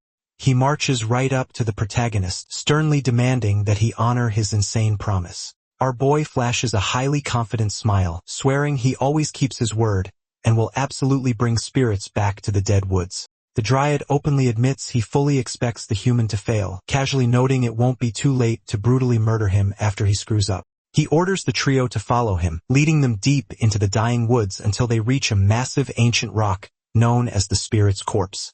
The dryad explains this stone is the literal key to the tower's gate. He delivers a grim ultimatum. If the protagonist succeeds, he will receive a fitting reward. But if he fails, he will immediately be converted into premium fertilizer for the trees. The system officially chimes in, assigning a subquest titled Return Spirit to the Forest. The failure conditions include a massive 30 honor penalty and a full-scale battle with the forest. Our boy internally chuckles, noting how wonderfully grandiose that failure state sounds. The Dryad tells them to brace themselves and activates the portal, blinding the entire area in a massive flash of white light. When the light fades, Hudson looks around blindly, thoroughly confused, and asks if they are finally inside the tower. Our boy corrects the panicked casino boss, explaining they are currently just in the waiting room and must formally receive permission to enter the actual dungeon. Right on cue, an adorable little floating spirit, basically a tiny glowing ball with big eyes and a helmet, pops into view. Hudson's capitalist brain immediately activates, asking if they should capture it. Our boy quickly shuts down the poacher instincts, cooing over how cute the little guy is. The tiny spirit senses the protagonist's druid's nature affinity, pulsing from his hidden trait, and formally grants him permission to climb. It then silhouettes Hudson and Isabella, asking the protagonist if these companions are truly people he can trust with his life. Our boy gives a highly non-committal shrug and says he supposes they are. Satisfied, the spirit grants them entry but drops a massive catch. They must each pass through the tower's gates entirely alone. Isabella confidently promises to be right back, while Hudson completely loses his mind as his body physically begins to dematerialize into light. The spirit casually mentions that time flows differently inside the tower compared to reality, so they should climb without worrying about the outside world. With his party gone, the system recommends climbing the basic towers, but our boy finds himself standing in front of a massive, imposing violet door that literally has a face and two giant arms holding itself shut. The narration smoothly explains the mechanics of the Tower of Spirits. Every climber is assigned a specific gate based on their elemental affinity. Isabella naturally got the Gate of Wind, while Hudson was sent to the Gate of Water, with each gate presenting trials perfectly tailored to the climber. However, our boy has absolutely no idea what he is looking at. He realizes that since he created his current character, Randolph, with an affinity for literally every single element, the system doesn't know what to do with him. The face on the massive door slowly opens its eyes, thoroughly amazed by his existence. It notes that he possesses entirely conflicting elements like water and fire, light and darkness, somehow perfectly unified by the all-encompassing void element. The door decides that void is too simple a term, officially branding it the Gate of Chaos. It warns the protagonist that this specific gate has never been opened in the history of the world, and if he is consumed by the chaos inside, he will never return. Undeterred, our boy steps through the heavy doors and enters a long dark corridor. He reflects on his 5-year daily obsession with Pangea. He knows more about this brutal world than any other living player, yet the game constantly throws completely unknown, insanely difficult mysteries at him. He breaks into a genuine smile, admitting that this exact thrill is exactly why he absolutely loves this nightmare of a game. Since the Gate of Chaos is opening for the very first time, he confidently declares he will be the absolute first to clear it. His confident monologue is brutally interrupted when a man with long white hair and a black cloak slowly turns to face him. Our boy's heart practically stops. It is Wilhelm. His own maxed out, rank 1 original character is standing right in front of him. Before he can even process why the game's ultimate hero is appearing as a trial, Wilhelm violently launches forward with a lethal attack. Our boy barely manages to dodge the strike, his life flashing before his eyes. He internally screams in pure panic, realizing he has to fight the literal strongest being in existence. Sweating profusely, he mentally curses Pangea, thoroughly convinced this trash game is explicitly designed to be completely impossible to clear. Despite taking a direct hit from the absolute strongest character in the game's history, our boy quickly notices a glaring mechanical flaw in the trial. The fake Wilhelm's blade lands a solid strike on his arm, but instead of cleanly amputating the limb, it merely dents his armor. The protagonist, Gamer Brain, immediately does the math. The trial perfectly copied Wilhelm's outer appearance and terrifying skills, but heavily nerfed his base stats to match our boy's current level. With the fear of instant death completely removed, the protagonist goes on the offensive. A flurry of system windows confirms the activation of his full gear set, perfectly syncing his celestial dragon armor with his Hermes boots to trigger the Gale synergy. Massive wings of wind erupt from his back, completely catching the fake Wilhelm off guard as our boy physically shoves the legendary hero backward. The illusion tries to regain control, easily dodging a counterattack while arrogantly asking if the protagonist is foolishly chasing past glory. Our boy does not even dignify the philosophical trash talk with a real answer. Calling the illusion a cheap knockoff, he grabs the fake Wilhelm by the skull and cleanly rips his head off. Taking a quick breather, he downs an expensive HP potion, mentally sending a massive thank you note to Hudson's wallet for funding his extreme hoarding habits. However, his relief is incredibly short-lived. The shadows in the corridor begin to twist and an entire army of fake Wilhelms materializes from the darkness. Our boy swallows hard, suddenly realizing that if he hadn't brought a literal mountain of healing items, he would be checking out of this life permanently. The scene briefly shifts to the real world. Inside a polished broadcasting building, the legendary hero, Gracia, formally wraps up his exclusive interview, and the reporter respectfully thanks him for traveling all the way to Korea. Gracia waves off the pleasantries, smoothly shifting gears to his actual agenda. He tells her that now that the official cameras are off, he has a highly personal off-the-record question regarding the mysterious man she wrote about in her recent article. Leaning forward with intense focus, the absolute strongest player in reality demands she tell him every single microscopic detail about her savior without leaving out a single breath. Back in the digital meat grinder, our boy is looking like a chewed-up dog toy.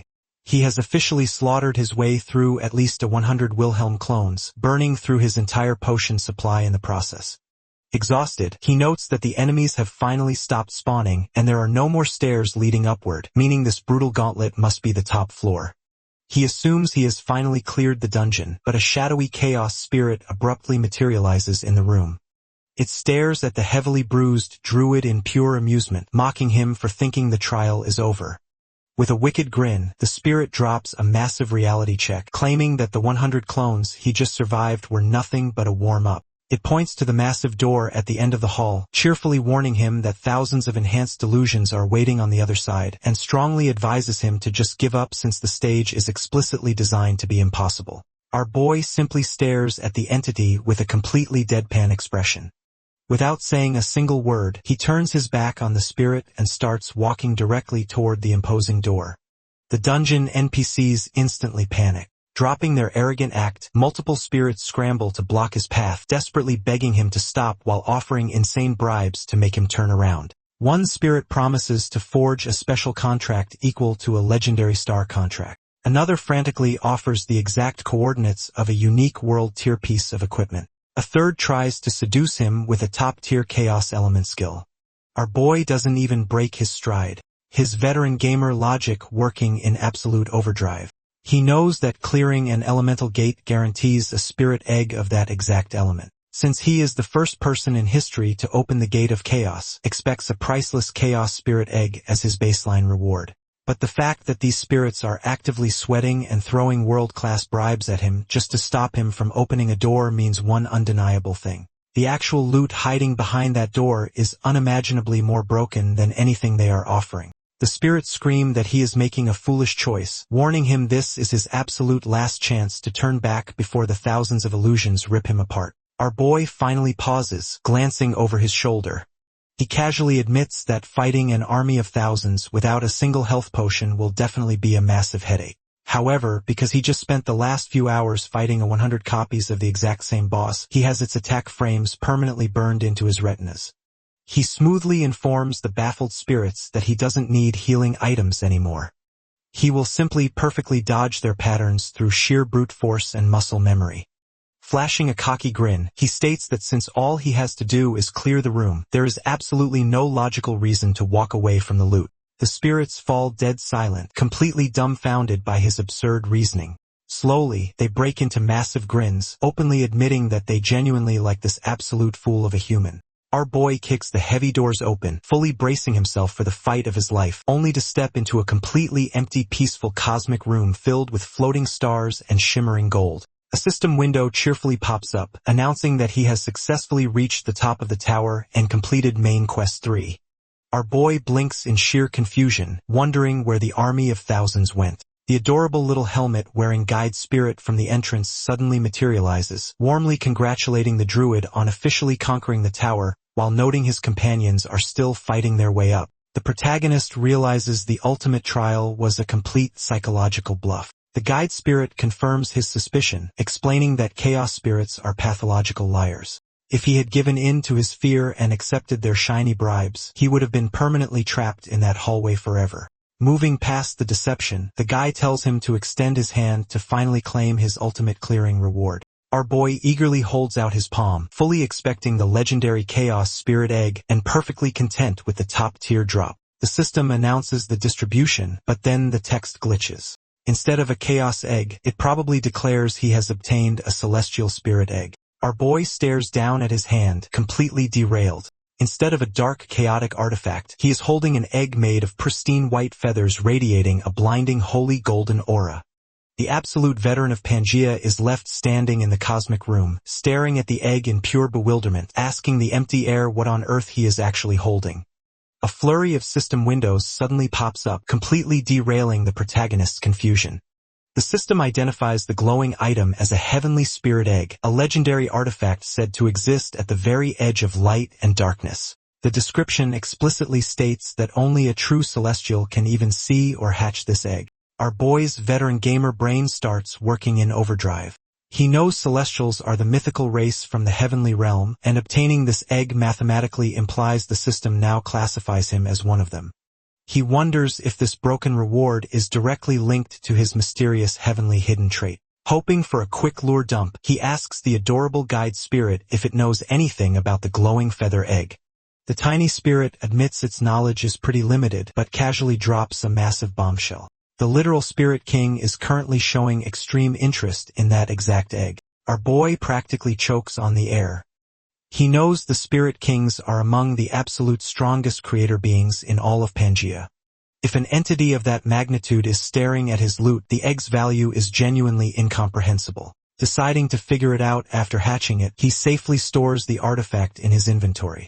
The system then officially announces his completion of Main Quest 3. By becoming the first person in history to conquer the Chaos Tower, he absolutely shatters the maximum point limit, racking up a massive 240 points.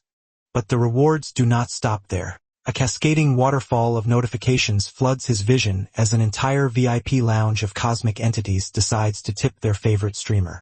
The Constellation of Fortune, the Constellation of Adventure, and the mysterious entities of the 100 Stars Temple all announce their immense satisfaction with his unprecedented trial run. Because these powerful beings love a good dramatic story, they collectively interfere with the system to excessively increase his final reward, allowing him to choose 2 legendary prizes out of 20. Our boy can only smile, thoroughly amazed that the payout has completely exceeded his wildest gamer imaginations. A short while later, the party officially reunites outside the tower. Isabella emerges victorious with a wind spirit egg, while Hudson proudly secures a water spirit egg. Because the drop rates are slightly random, Isabella actually managed to score 2 eggs. Being the absolute MVP, she immediately hands her spare egg over to the Dryads, fulfilling our boy's promise to revive their dying forest. In a display of profound gratitude, the Dryads present Isabella with their finest treasure, a 1,000-year-old mandragora root that has absorbed the pure vitality of the woods. However, the legendary elixir is a literal mountain of ugliness that looks like a deformed, screaming root. Isabella stares at the gift, her face twisting into a hilarious mask of pure disgust and utter confusion. Our boy simply chuckles, noting that choking down the terrible plant will undoubtedly make his snake princess even stronger. The system formally grants him the title of Dryad's friend and registers a new fast travel waypoint, helpfully tipping him off that Dryads will never betray a friend's trust, provided he doesn't accidentally commit arson in their forest. Checking the freshly updated Hall of Fame rankings, the protagonist is thrilled to see his alias, Randolph, firmly sitting in first place, comfortably bumping the legendary Gracia down to second. Because he broke the point ceiling, his Guardian Wall officially upgrades to level 11. This provides a massive quality of life boost. His logged-out real-world body is now protected from low-level attacks for 30 seconds, and his in-game body is equally shielded when he logs off. Our boy mentally sighs in pure relief, sweating slightly at how vulnerable his physical body actually was this entire time. Hudson abruptly interrupts the stat checking to profusely thank the protagonist, his eyes shining with pure capitalist ambition. He eagerly announces his plan to buy a premium spirit incubator the second they get back, knowing the spirit's power will easily carry him to level 10. Before they can head home, Isabella mentions there is a specific place she wants to visit first. Hudson, fully converted to the cult of Randolph, blindly agrees to follow them anywhere. The trio uses the waypoint to drop right into the Knight's Garden territory, a region formerly ruled by Marquis Waiter. The second Hudson realizes where they are, he completely loses his mind. He starts trembling and pacing, terrified because this is Serengeti's hometown, and he is nowhere near worthy or wealthy enough to officially propose to her yet. Our boy heavily rolls his eyes, telling the casino boss to stop hyperventilating because they are not here to buy a wedding ring. He simply needs to ask Serengeti a specific question. However, as they walk through the streets, our boy's confidence wavers. The city is an absolute mess. He spots numerous beggars, shattered windows, and a heavy atmosphere of pure misery. They eventually arrive at a massive memorial stone located in the center of the town.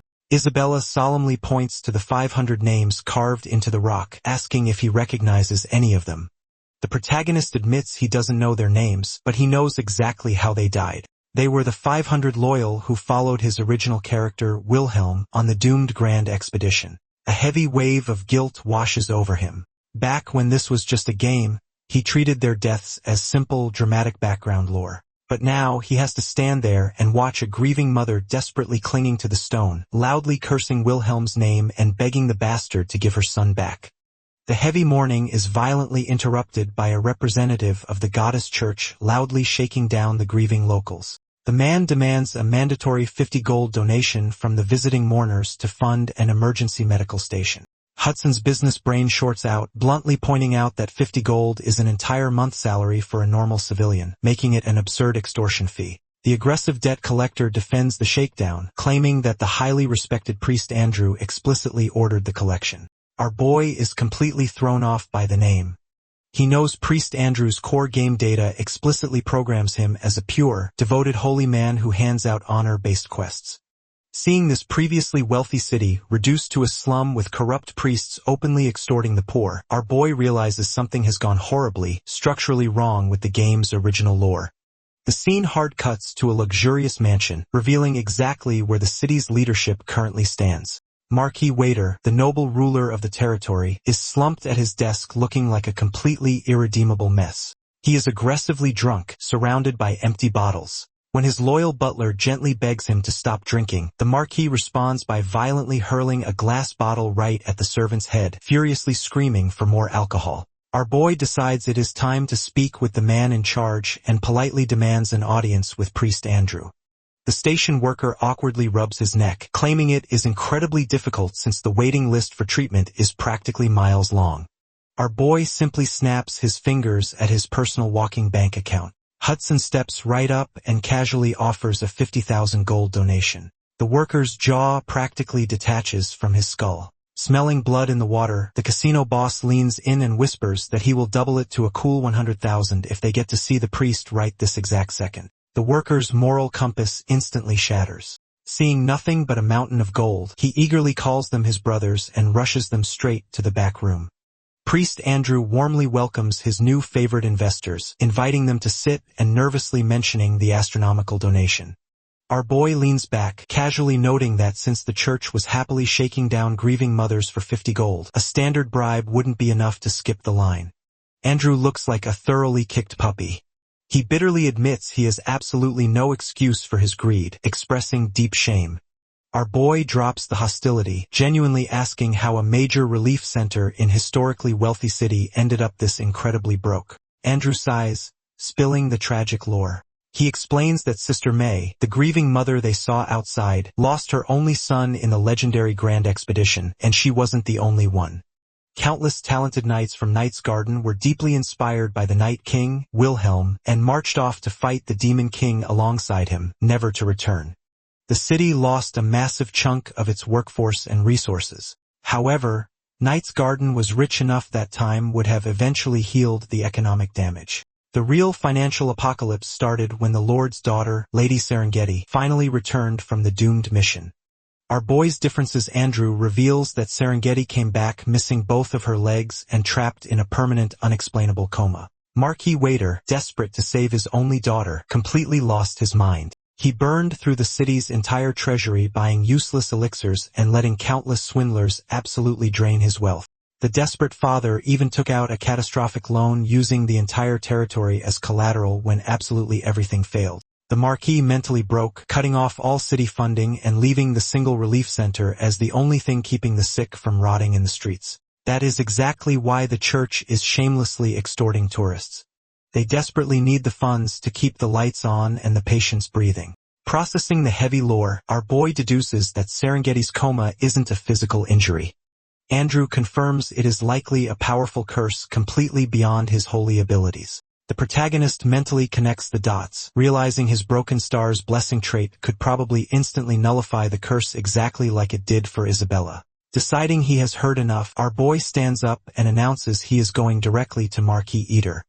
Andrew panics, warning that the Broken Lord rarely accepts visitors and begging for a few days to officially arrange a meeting.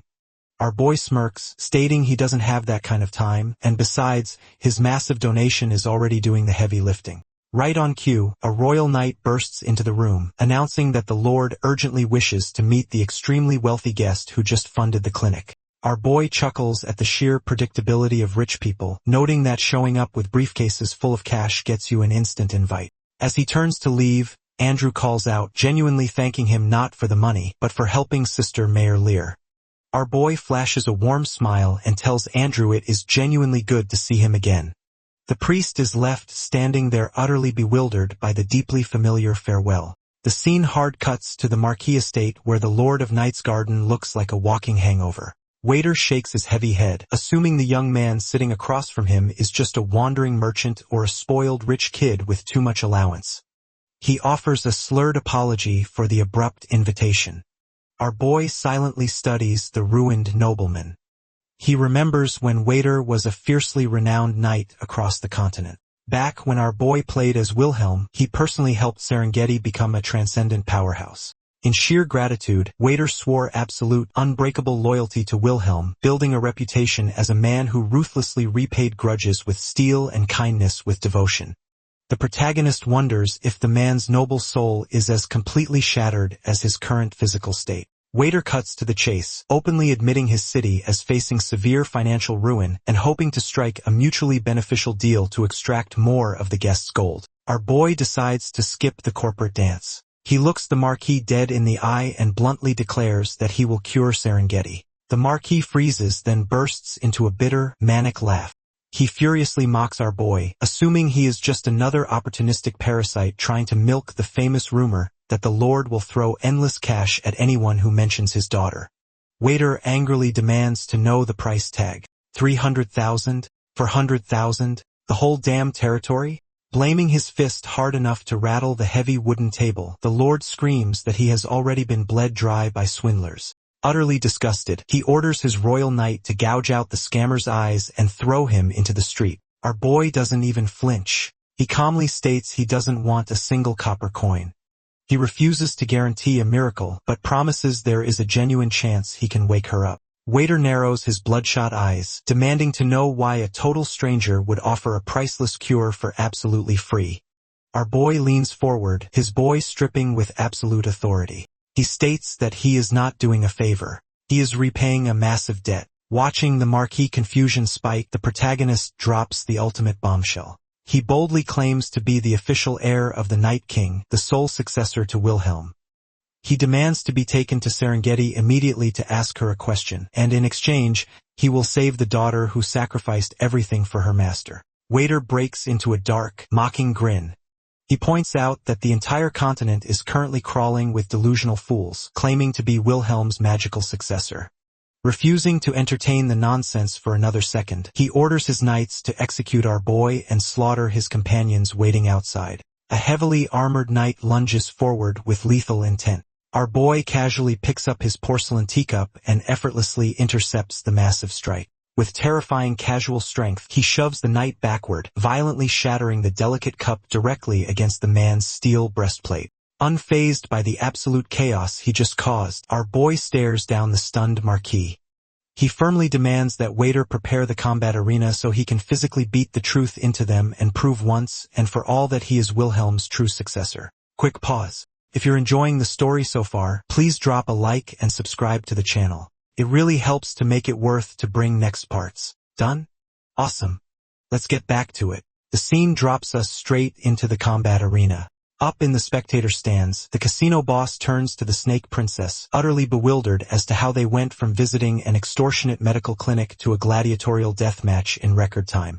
Isabella calmly notes that the protagonist has always been wildly unpredictable, but even she has absolutely no idea how things escalated this quickly. Down on the dirt floor, our boy casually sizes up his opponent. He mentally notes that the royal knight is decked out in a full set of premium equipment, explicitly blessed by a high-ranking priest, meaning the man came completely prepared to commit murder.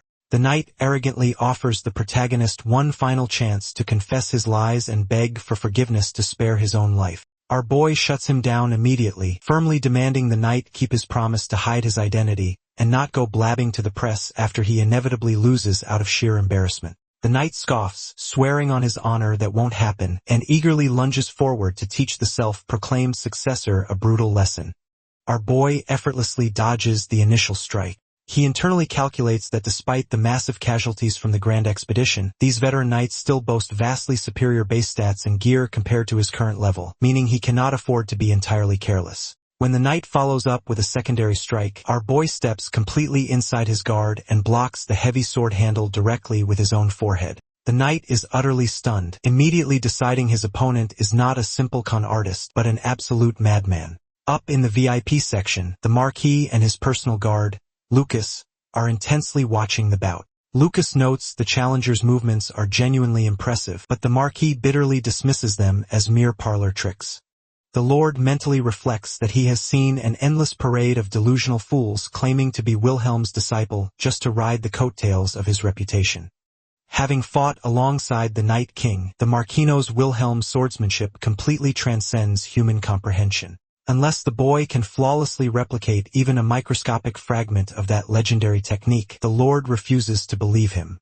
Back on the dirt, the royal knight generously admits the protagonist possesses real talent. He offers to ask the Lord for a full pardon if our boy simply surrenders and joins his personal command. Our boy bluntly points out that the knight is awfully cocky for a level 3 scrub hiding behind a full set of premium armor. The knight awkwardly defends himself, claiming the Lord ordered him to wear it, though he admits the massive gear advantage feels completely dishonorable. Our boy sighs, remarking that having good items must be nice, right before delivering a brutal kick directly to the knight's chin. Deciding playtime is officially over. The protagonist announces he will personally demonstrate the true power of items.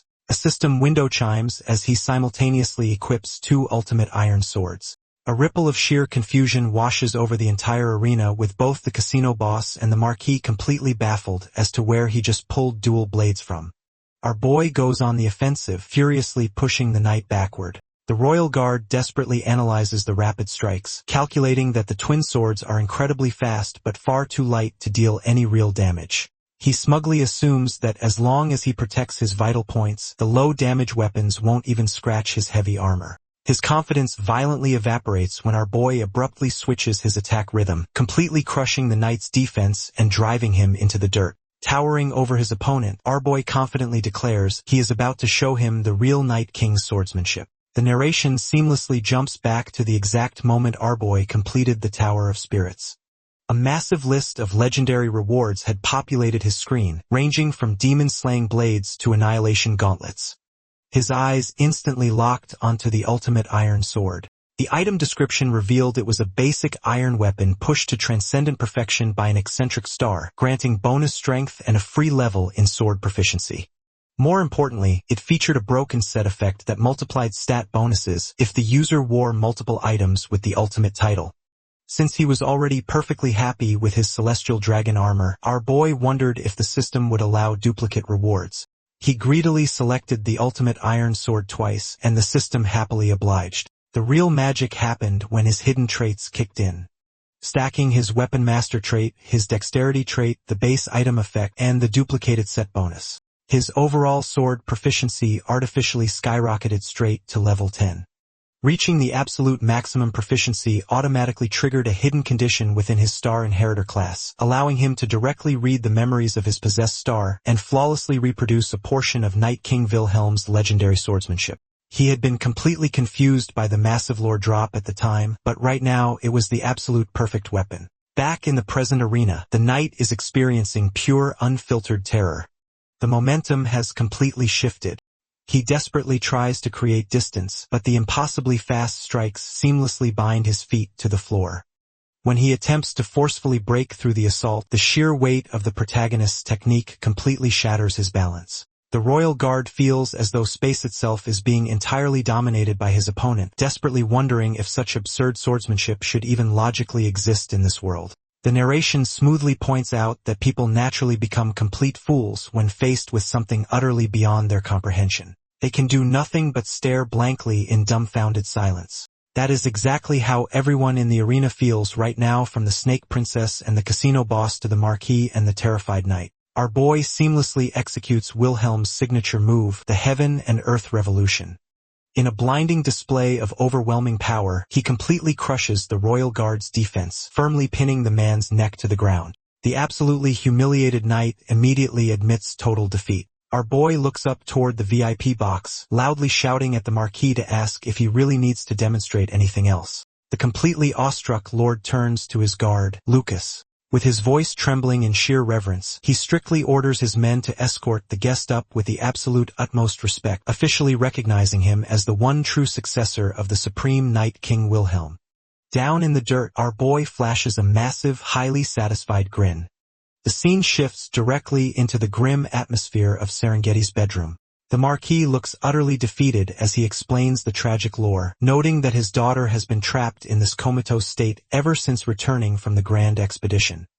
He completely drained the territory's treasury on famous elixirs and elite healers, even begging a saint for a miracle. But the curse was simply too heavy to lift. Our boy silently activates his great sage trait, confirming his absolute worst suspicion. Serengeti is suffering from a direct curse from the Demon King. Naturally, standard holy magic is completely useless against it. However, the protagonist calculates that a raw, unfiltered injection of star power might just overwrite the dark magic. He warns the desperate lord that he isn't making any guarantees, but he is willing to try.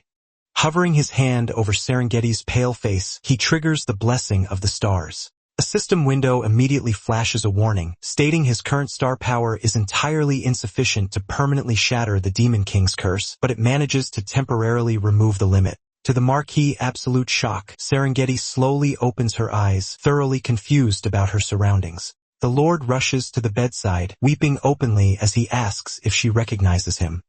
However, her eyes completely bypass her father and lock directly onto the trembling man standing in a corner. Hudson steps forward, his voice cracking as he apologizes for taking so long to arrive. The narration dives into the casino boss's tragic desperation. He had always believed that as long as she was breathing, there was hope. His grandmaster plan was to secure a seat on the city council and return as a man finally worthy of the Marquis' respect. Even knowing she had lost her legs, he was fully prepared to become them for her. But his capitalist optimism was ultimately just a massive dose of denial. While he was out grinding for political power, her body was actively withering away. If the protagonist hadn't forcibly dragged him here today, Hudson would have completely missed his final window to ever see her alive. The Marquis is entirely derailed, demanding to know who this crying stranger is and what business he has with his daughter. Deciding to be the ultimate buzzkill, our boy completely halts the emotional reunion. He bluntly informs the room that the Demon King's curse is only temporarily paused, not broken. At best, she has a few days of consciousness before she slips right back into the permanent coma. To completely cure her, he desperately needs more star power. The protagonist mentally runs the numbers, realizing his only viable option is to recover the 5 specific stars that his original character, Wilhelm, dropped upon death. Thanks to his star inheritor class, recovering those artifacts unlocks vital memories from his past life. With 1 already secured, he has 4 left to hunt down before a rival player snatches them up. Knowing he is on a brutally strict time limit, our boy immediately kicks the Marquis and Hudson out of the room, demanding a private audience with the patient. Out in the hallway, the Lord aggressively interrogates Hudson. The casino boss formally introduces himself, confirming his secret promise of marriage to Serengeti and begging for a chance, probably noting he is on the verge of joining the city council. The Marquis looks at him with pure heavy exhaustion. He explains that Hudson's political ambitions are completely useless now. The financial ruin caused by the grand expedition forced the Marquis to beg for external bailouts to keep his daughter on life support. The only person who answered was Duke Lucian, a dangerously powerful noble whose authority rivals the king himself. The Duke offered an astronomical loan to save the territory, but on one brutal condition: Serengeti must be handed over to him. The Marquis accepted the deal to save his city and ensure his daughter wouldn't be abandoned without medical care. He drops the ultimate hammer on the devastated casino boss, revealing that in exactly 1 month, Serengeti will be shipped off to House Lucian, firmly ordering Hudson to forget she ever existed. Meanwhile, back inside the bedroom, Serengeti demands to know who the strange man standing over her is. Our boy confidently introduces himself as the official successor to the Night King Wilhelm, claiming he came to deliver news of her master's final moments. Serengeti absolutely refuses to buy it, fiercely declaring that Wilhelm had no successor. Our boy mentally praises his loyal knight for not falling for cheap lies, then decides to drop a lormong to prove his identity. He recounts a hyper-specific memory from the exact day she received her star. She had been absolutely terrified that absorbing the cosmic power to become a transcendent would strip away her humanity, specifically fearing she would lose her deep love for Hudson. Serengeti is visibly shaken, knowing that highly classified emotional breakdown was a secret strictly between her and Wilhelm. Our boy flashes a nostalgic smile, reminding her exactly how he offered words of encouragement that day.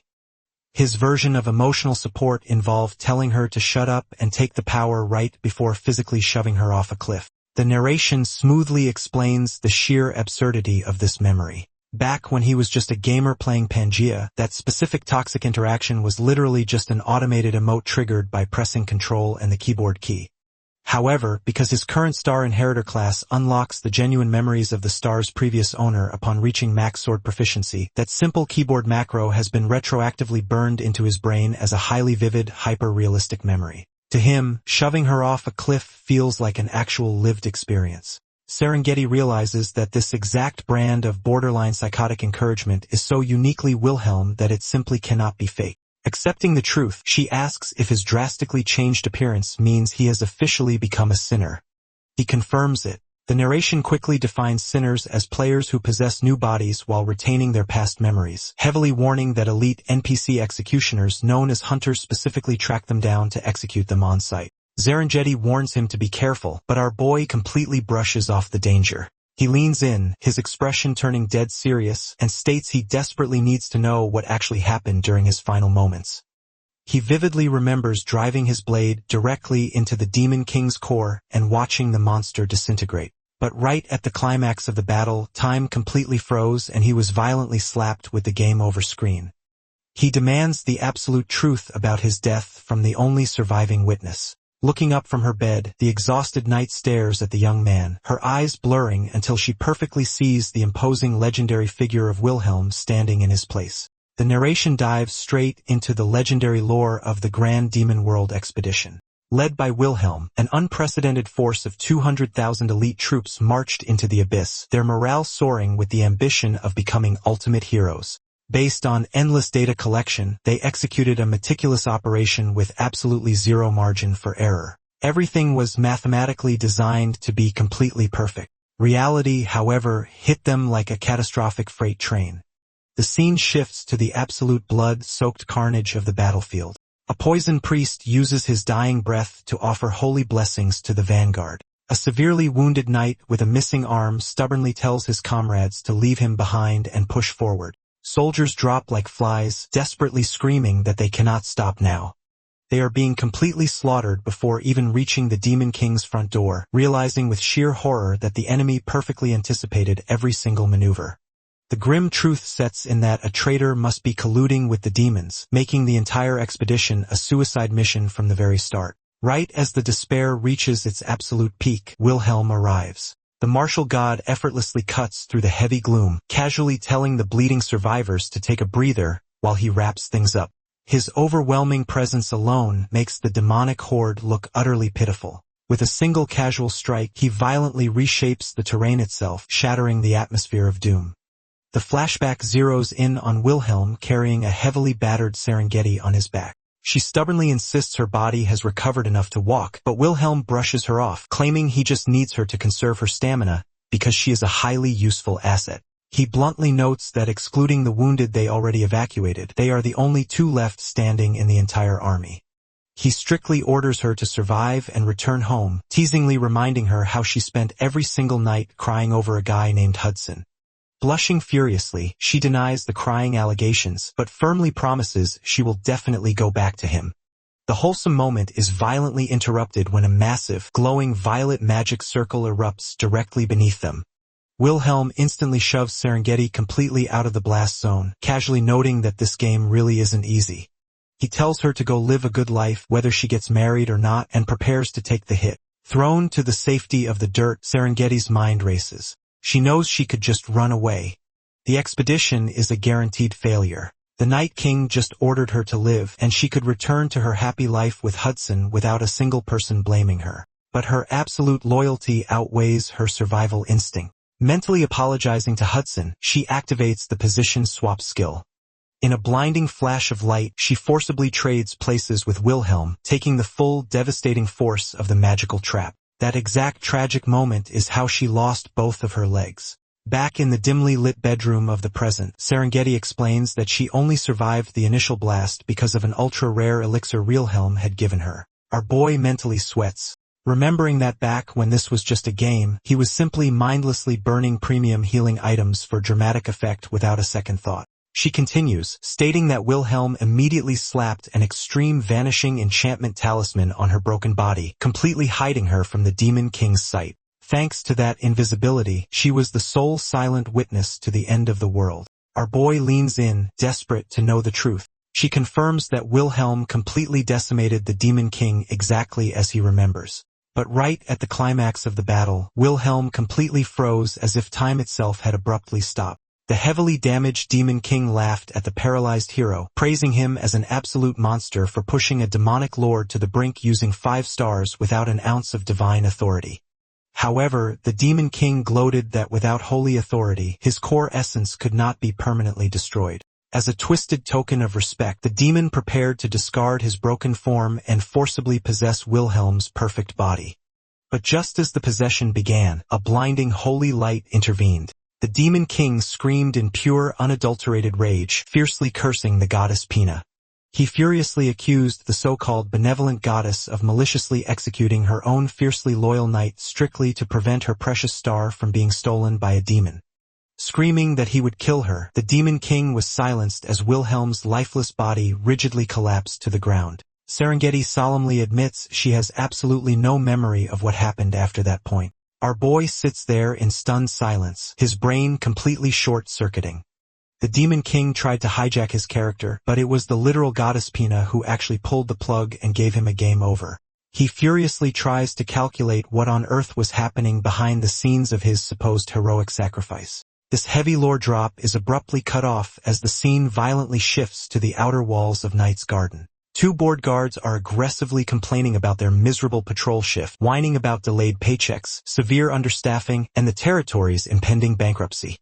Their corporate griping comes to a dead halt when they spot a massive, terrifying shadow moving across the horizon.